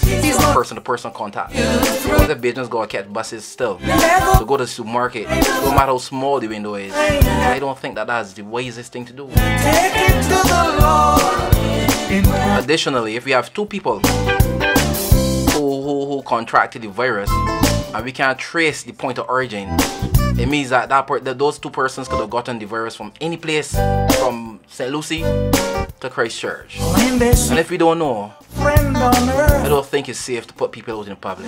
That's my take on it. when temptation comes, But we will continue to pray, every hand, continue to do our part. Jesus is the only one. I'm sure that the government, this is the first time any government is dealing with something like this, well, at least in a long time, and they're doing their best. Many are the heartaches that will come to you. You're so welcome, Roger World. If you trust in Jesus, He's gonna. So we got like a little under hour now to play some music. Let me go. Never will you find a friend so kind and true. Take it to the Lord in prayer.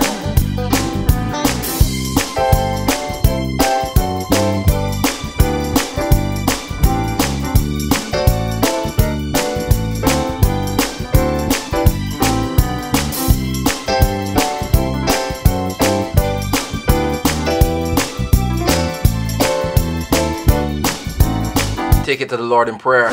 Joseph Niles.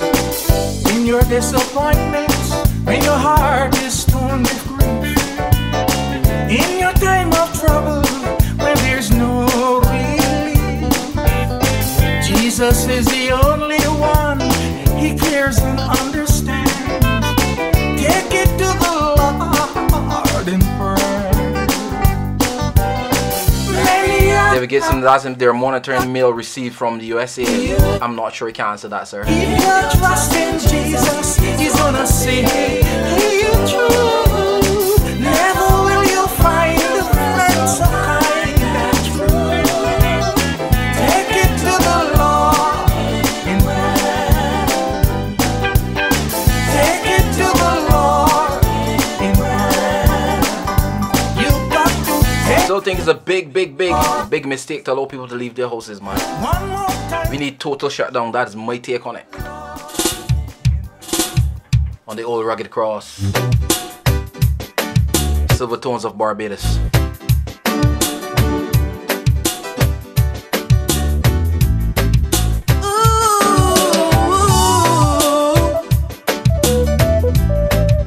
Yeah, yeah, yeah. On a hill far away stood an old rugged cross.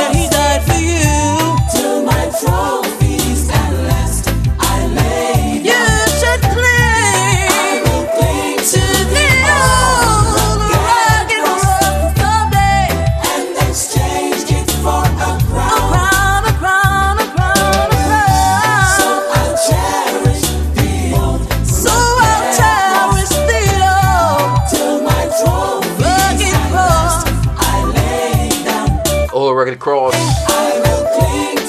silver tones of Barbados. Someday, exchange it for a crown. I will cherish, so I'll cherish the old rugged cross. To my trophies, eternal life, eternal life. I will cling to the old. Yes, I cling to the rugged cross. Exchange it for a crown. I'll cherish, so I'll cherish the old. I will forever cherish that cross.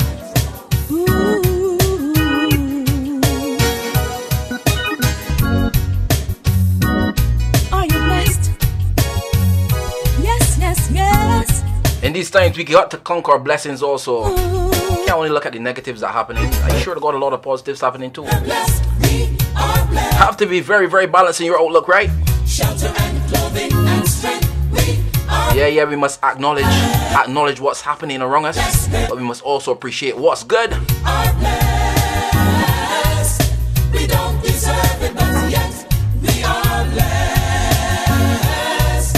We don't deserve it, but yet we are blessed. Yvonne Hollingsworth. We're blessed, we're blessed, we're blessed. We are blessed. We've got shelter and clothing and strength. We are blessed. Yes, we are blessed. We're blessed, we're blessed, we are blessed. And we don't deserve it. We don't deserve it, but yet we are blessed. We are blessed. We don't deserve it, but yet we are blessed. I don't know if you stopped to think about life. Well, here's what I found to be true. We always find the time to complain and be upset. Never stop to think how we're blessed. And we have everything we need to enjoy our lives, and seldom have to do without. Still we find things. This one for Lorraine. Let me bring that one from the top. Let's get it. You're blessed, man. If you know you're blessed. I'm blessed, you're blessed. Larry Soberts. Mr. Gearville Charles. Welcome back, sir. Let me all acknowledge, man. We got something in life to be thankful for. Something. Yes. Even if it's life itself, man. We're blessed, we're blessed, we're blessed. We are blessed. Shelter and clothing and strength. We are blessed. We're blessed, we're blessed, we're blessed. We are blessed. We don't deserve it, but yet we are blessed.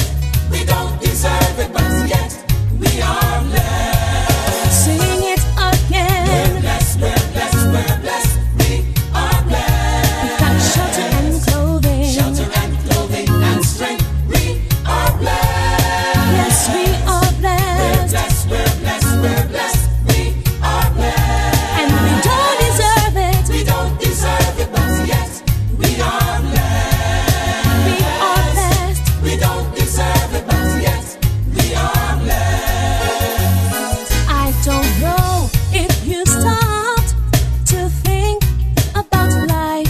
Well, here's what I found to be true. We always find the time to complain and be upset. Never stop to think how we're blessed. And we have everything we need to enjoy our lives, and seldom have to do without. Mr. Ken Rick Prescott. Welcome back. Finding so easy to complain and be upset, even though we've been blessed and blessed. Help me sing if you're blessed. We're blessed, we're blessed, we're blessed. We are blessed. Yes, we are. Shelter and clothing. Oh, yes, we are blessed. We're blessed, we're blessed, we're blessed. We are blessed.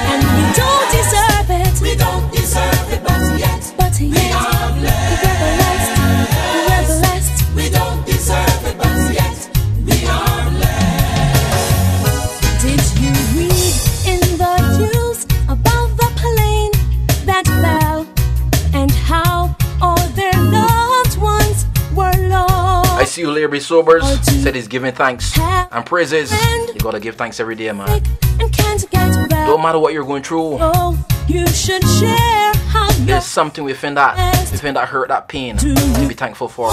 Even if it's growth on the other side, man. no food. Something. You just gotta find it. And the mother and father both are gone. Because we are blessed, you know what I mean? Oh, it comes to my mind. We should stop and think and be thankful that we're blessed. And blessed, help me sing if you're blessed. We're blessed, we're blessed. Yes, we are. We've got shelter and clothing. Shelter and clothing and strength. We are blessed. We are blessed. We're blessed, we're blessed, we're blessed. We are blessed. And we don't deserve it. We don't deserve it, but yet we are blessed. We're blessed. We don't deserve it, but yet we are blessed. Sing it one more time. We're blessed, we're blessed, we're blessed. We are blessed. We've got shelter and clothing. Shelter and clothing and strength. We are blessed. We are blessed. We're blessed, we're blessed, we're blessed. We are blessed. And we don't deserve it. We don't deserve it, but yet we are blessed. We're blessed. We're blessed. We don't deserve it, but yet we are blessed. Don't deserve it. Don't deserve it. We don't deserve it, but yet we are blessed. We're blessed in the city. We're blessed in the country. I agree with you, Gabriel Charles. Wave your hand if you're blessed. We're blessed. It's unfortunate we still have some traffic on our road. We're blessed. Sing this song if you're blessed. I think right now, Hand if you're blessed. everyone should be home. I am one that I believe in. At this time, we need total shutdown the country. Praise the Lord if you're blessed. In order to contain and control this virus, man. Dance if you're blessed. We're blessed. Clap your If hands. we continue to allow people to have to go to the supermarket, Song if you're blessed. getting maxi taxis and all kinds of stuff, You're blessed. We're blessed. I don't see us containing this virus in a short turnaround. And if you're And the longer we struggle with this, the longer we have to be indoors. This is prophecy. This is promise. Oh, lie, lo, lie, lie. Well, lie, lie. I will say it again, this country needs a total shutdown. Total shutdown.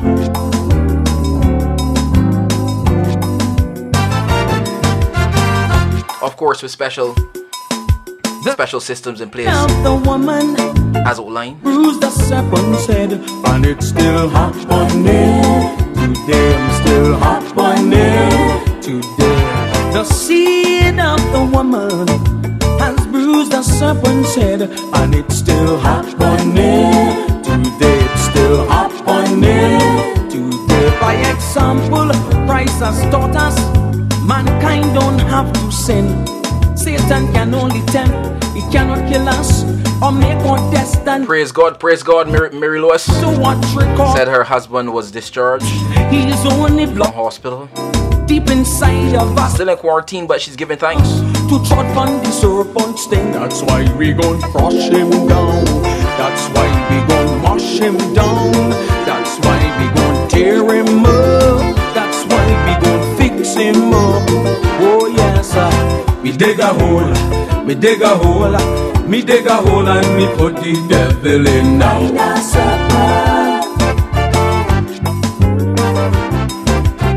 Me dig a hole, me dig a hole, me dig a hole and me put the devil in now. Crawl on your belly.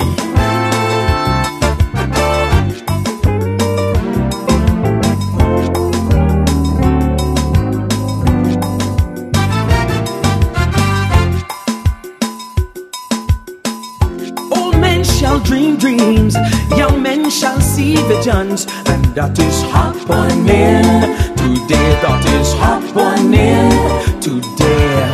Old men shall dream dreams, young men shall see visions, and that is happening today. That is happening today. Years ago, my daddy had a dream how our churches unite. Doctrinal differences would fade, surely out of sight. Now in my time, apostles have emerged with a burning passion for God. Their concern is just to bring this sweet land in restoration with God. Satan them crush you down, Satan them gon' trod you down, Satan them gon' boss you up, Satan them gon' fix you up. Oh yes, they dig a hole, them dig a hole, they dig a hole and they put the devil in now. I tell ya. Oh yes, I dig a hole. Yes, sir. I say shut down the country, man. And I will tell you all why I think we should shut down the country. If we're supposed to contain and control this virus, we definitely need to contain. We need to shut down the country.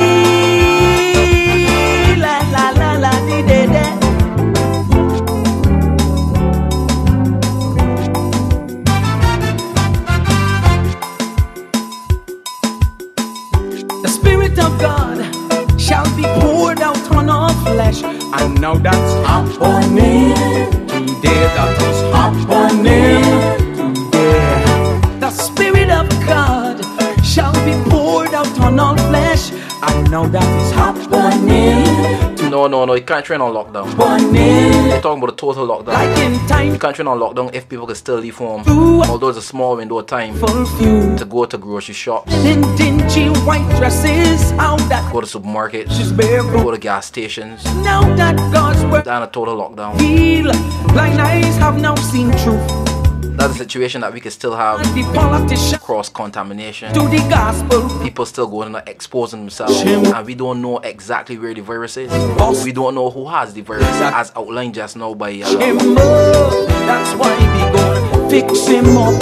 Oh yes. Izar. Me dig a hole, me dig a hole, me dig a hole and me. Those are the facts. We do not know where the virus is in Barbados or who has the virus. Yes. If we have two individuals that have the virus, they did not travel, me dig a hole, and we can't find the point of origin for those people. It means it could be anywhere, including the said very supermarkets, the maxi taxis, wherever.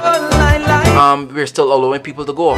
So my thought process is this: shut the country down totally. Only those on the front line, only those on the front line can travel. Therefore, containing any virus within the precincts of a household or households, and then control it from there. If we continue to allow people to go to supermarkets and gas stations and stuff like that, if it is that these people might have or could have, or they're going to places that have the virus, then the virus will continue to spiral. We need to stop it. The only way we can do that is for everybody to stay home. That's my thoughts.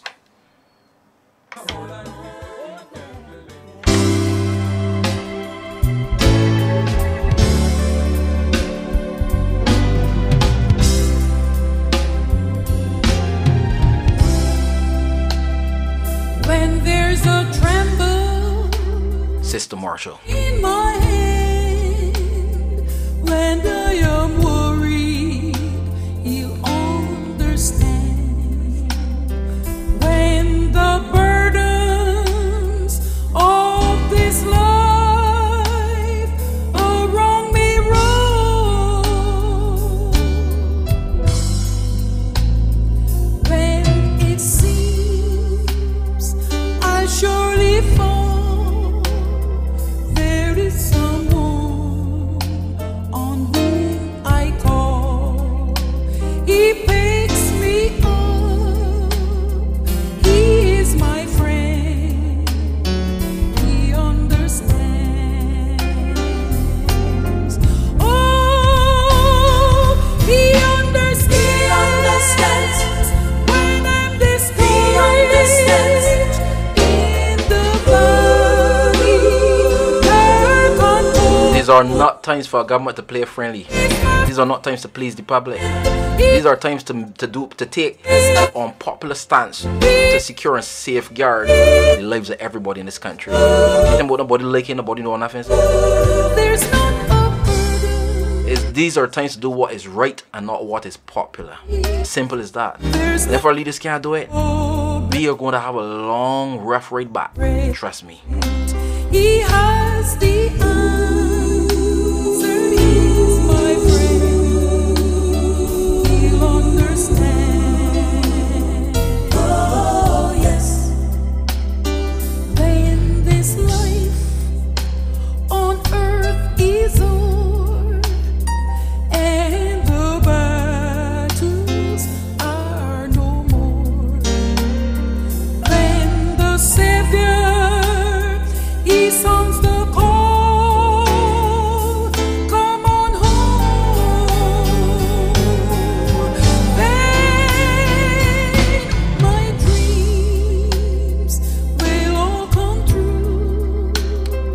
don't know why a government think that they can possibly please everyone, especially in this time. Bread. You mean like giving people a go ahead to go and get bread? What's bread?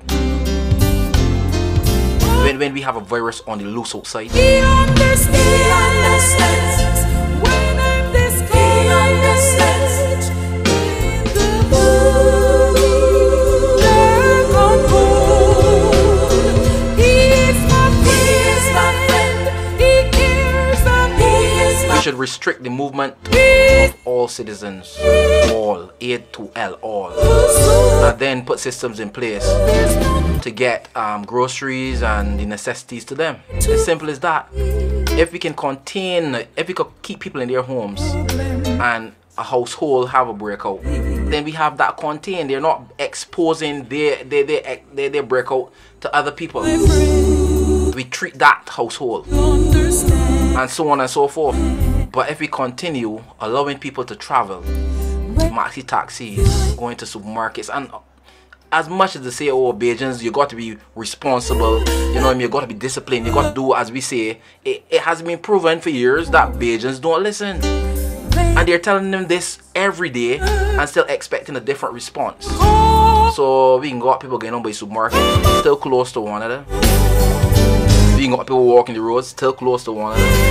We can got people in maxi taxis going to the supermarket, still close to one another. We can't continue if we continue like this.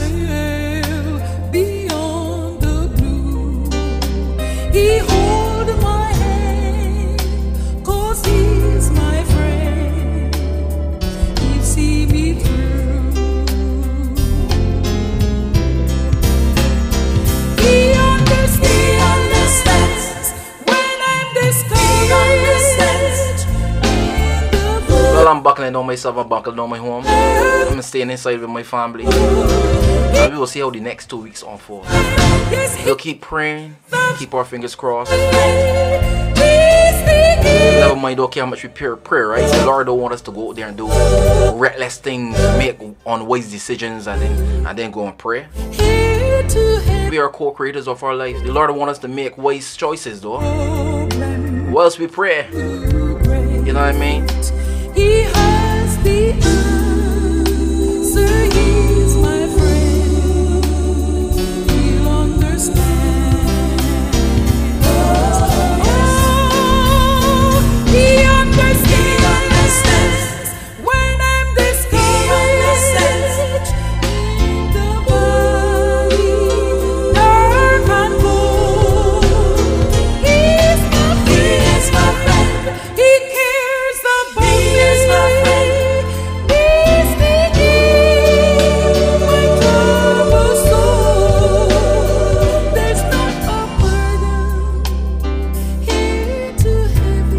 Yellow rain is not easy.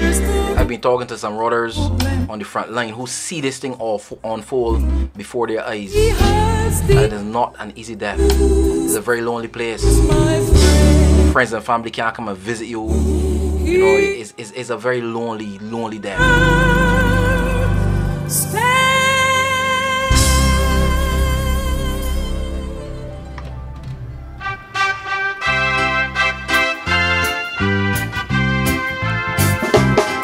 I was drifting away on life's pitiless sea when the angry waves tracked on my ruin to be.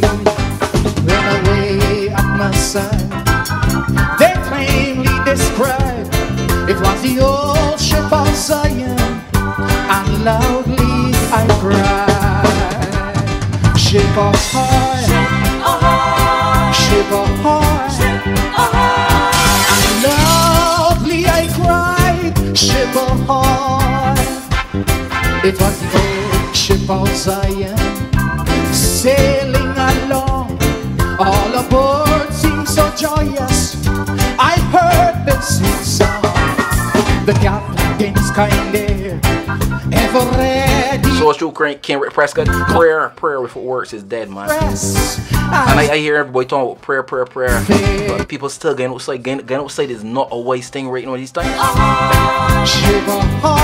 I can tell you something. I can tell you something that nobody's looking at. And I don't think that I'm a scientist. I don't think I'm the most brilliant person.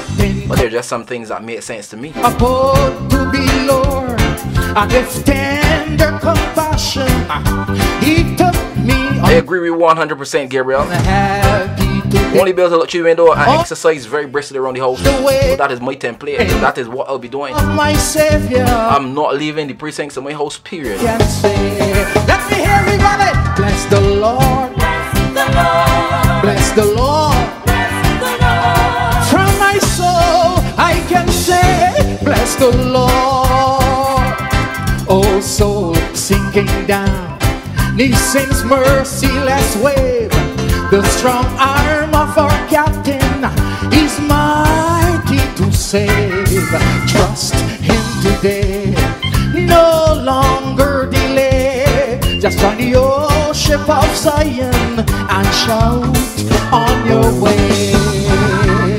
Jesus said, Jesus said, shout and sing on your way. Jesus said, no problem, Larry. I got that one for you. Played it already, but just for you, Larry. I'll get it again. And lovely I cried, ship ahoy, ship ahoy, ship ahoy, ship ahoy. And lovely I cried, ship ahoy. Some people go to church on Sundays, stand up and they shout. But when they go to work on Monday, they leave their Savior out. They think that they have done their duty and to the blessed Lord been true. But when they go to face the judgment, they'll find they want their religion won't do. You got to live your religion every day. You got to live your religion every day. You got to do it on a Monday, Tuesday, Wednesday, Thursday, Friday, Saturday. Please be safe going out there. You got to live your religion. I said for Buffalo. Some people go to church on a Sunday, stand up and they shout. Now when they go to work on a Monday, Lord, you know they leave the Savior out. They think that they have done their duty and to the blessed Lord been true. But when they go to face the judgment, they'll find they want their religion what to do. Hey, you gotta live your religion every day. Live your religion every day. On a Monday, Tuesday, Wednesday, Thursday, Friday, Saturday, Sunday. You gotta live your religion every day. Thank you. No, I hear everybody talking about social distancing, and I believe social distancing is good. I will continue to say it, and I totally believe that the best form of social distancing is to stay at home. I totally believe that. You know what I mean? For the 2 weeks, if everybody could stay indoors for the 2 weeks, I believe we could get over it. But that is every single person staying indoors. As much as we talk about social distancing, I haven't heard anybody bring wind factor into social distancing. So the experts would have arrived at our 6 feet by saying if a person sneezes or coughs, the pressure from that the droplets come out at should not travel no further than 6 feet. Now, I'm mindful of what 6 feet is. That is on an average day and the wind is blowing strong.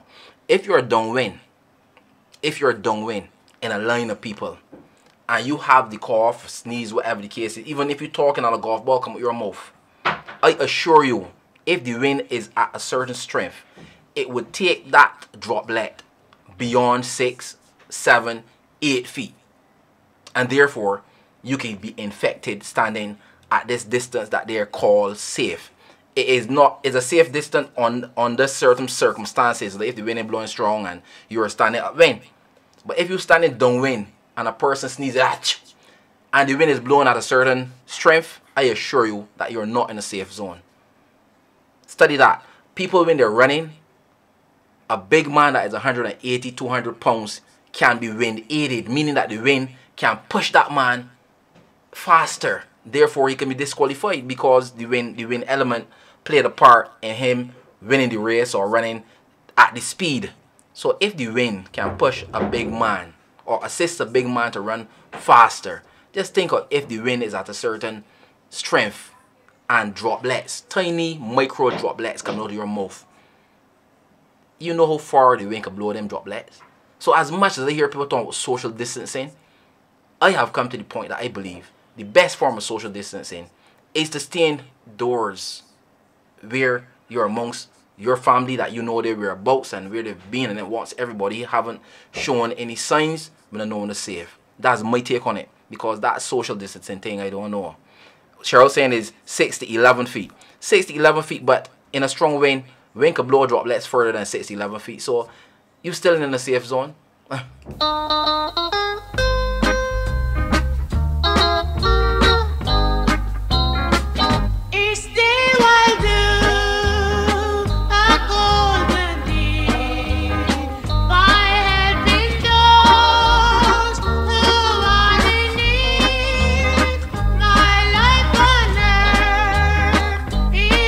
I agree with you. I see for Buffalo 21 feet. 21 feet for me would be pretty safe. But you see the 6 to 11? The joke. Life evening song is 6 feet to 11 feet is a joke. Trust me. and I must go.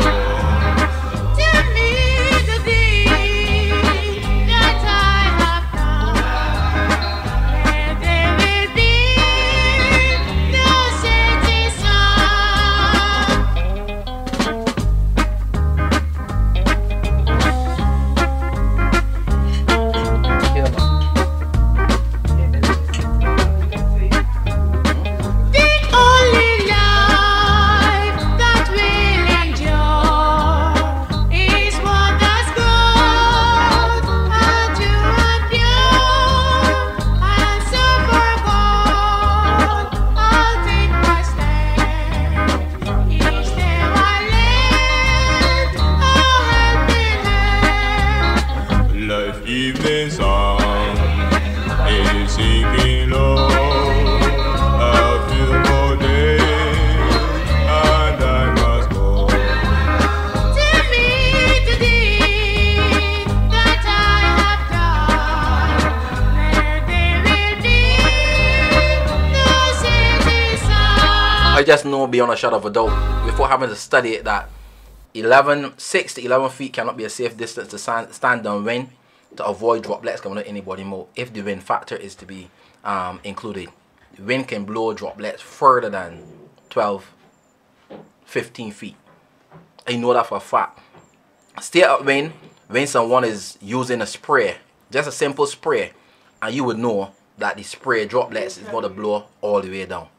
We have to engage our own understanding sometimes and not just listen to what people got to say, because several things that the experts say that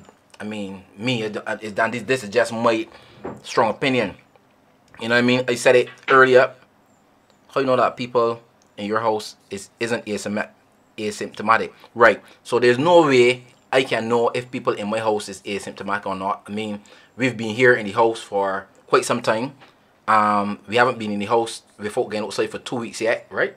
So it's possible, but the thing is this, that if I'm in the house and it's 4 of us, we can only infect ourselves, and therefore we contain it. But if we go out and talk to the neighbor and infect the neighbor, go down the road and infect 2 more people, then it spreads. So although we don't know if we are asymptomatic, it makes sense to contain whatever it might be, whatever the situation might be, in our 4 walls, in opposed to going outside and spreading it. And then if we are not asymptomatic, we don't have any symptoms, we don't have the virus, and we go outside, who's to say that our neighbors or the woman next door, the woman in the supermarket ain't asymptomatic? So understand what I'm saying? I'm saying that if we are the ones who have it, we contain it in our house. However, if we don't have it, we don't expose ourselves to it. Either way is a win-win. That's my take.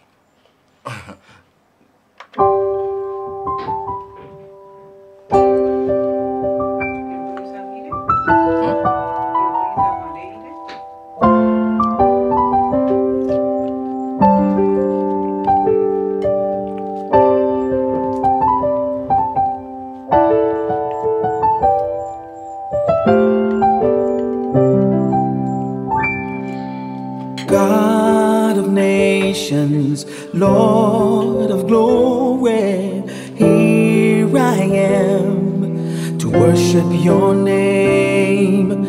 My desire is to please you. Yes, they're not telling us that wearing the mask is very important. And show me. Before they were saying that we don't need to wear masks, which means at that time they themselves didn't even know. My heart forever, my very life belongs to you. You made my heart to sing.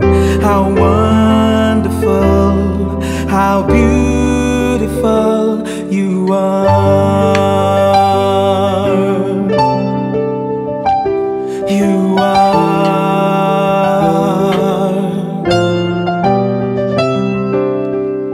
God of nations, Lord of glory, here I am to worship your name. See, my desire is to please you. Speak to me, show me your way. You are my heart forever, my very life belongs. You make my heart to sing. La la la la la da da. How wonderful, how beautiful you are. You are my heart forever, my very life belong to you, oh God. You make my heart to sing. How wonderful, how beautiful. We have to remember that we're dealing with a virus, right? The only way to control it is to contain it. As simple as that. If we can't contain this virus, we can't control it. How wonderful, Lord, how beautiful you are. Lily of the valley, bright morning star, feel something down into my soul. How beautiful you are. How wonderful, and I love you. You are, oh God. For the oceans tell of your greatness and your wonder, oh God. And the skies speak of your vastness and your beauty, oh God. Oh Lord. And the grass and the flowers, oh Lord. How beautiful you are, oh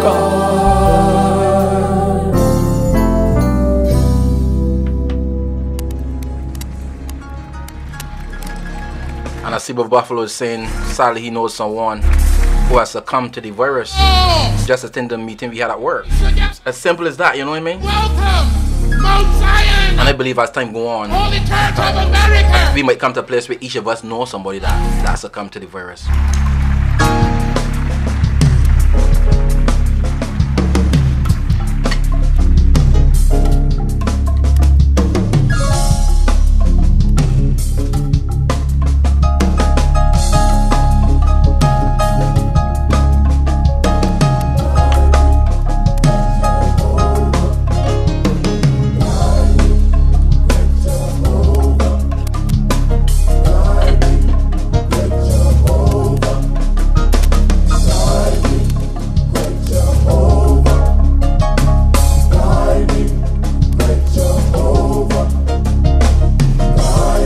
Gabriel Charles is saying, we were just observing that along with the mask, we need to protect our eyes as well, because it can travel with the wind into your eyes. And that's so true. Not only that, face touching.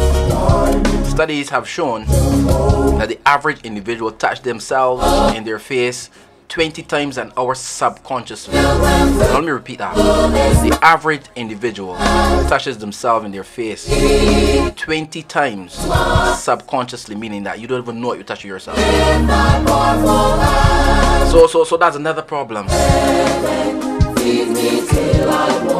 Hence, I say stay home. That's my take on it. Stay home until we are all clear.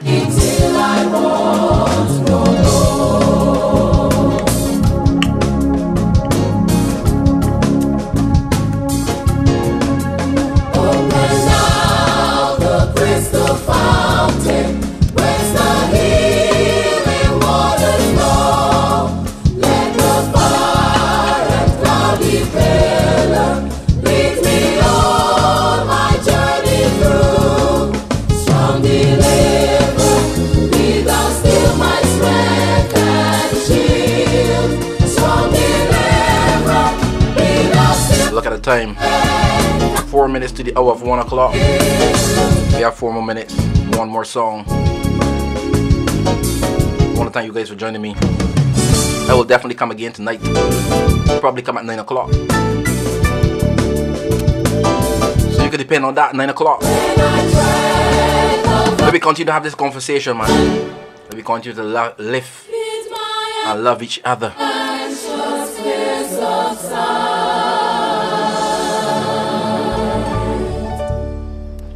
Last song.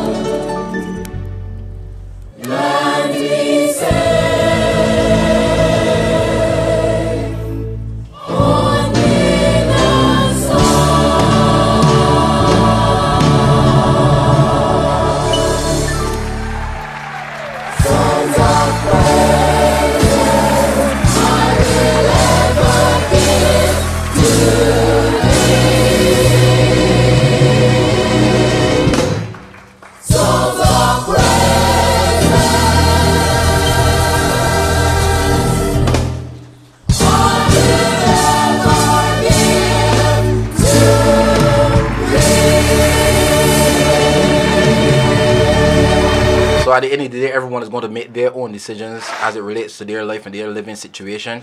I will make mine for sure based on what I'm being led to do by my spirit, and that is to stay in my house, because I understand there's some mitigating factors that I can never ever understand, some X factors that the professionals themselves don't even know. Now, if they say to us that they have two people with the virus, this is what I took away from today's press briefing. If we have two people in our midst with the virus who do not know where they got the virus, they cannot trace it, they have not been able to trace it as yet. Two people, which means that could be any place in Barbados that they contacted, anyone that they contacted the virus from, right? We don't know. One would say to me that if I don't know the dangers that are out there, to stay inside. That's just my thinking. If the professionals don't know, nobody know where these two individuals caught the virus from. They did not leave Barbados, but still they got the virus. They can't trace all the people they come in contact with or where they pick it up from. It's saying to me that the virus is out there and we don't know where it is. Now, I can keep myself in my house. I can try my best to contain my situation here. If we should have it in here, we call the hotline. We go into a quarantine in our house. I and my family were disciplined enough not to leave.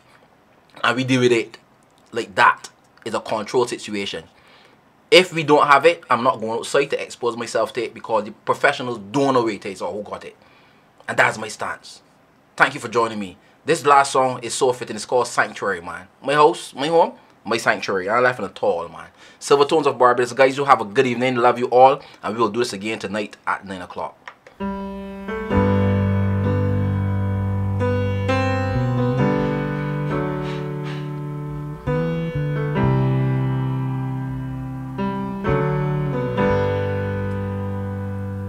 Lord, prepare me to be a sanctuary, pure and holy, tried and true. With thanksgiving, I'll be a living sanctuary for you. It is you, Lord, who came to save the heart and soul of every man. It is you, Lord, who knows my weakness, yet gives me strength with thine own hand. Lord, prepare me to be a sanctuary, pure and holy, tried and true. With thanksgiving, I'll be a living sanctuary for you. Lead me on, Lord, from temptation. Purify me from within.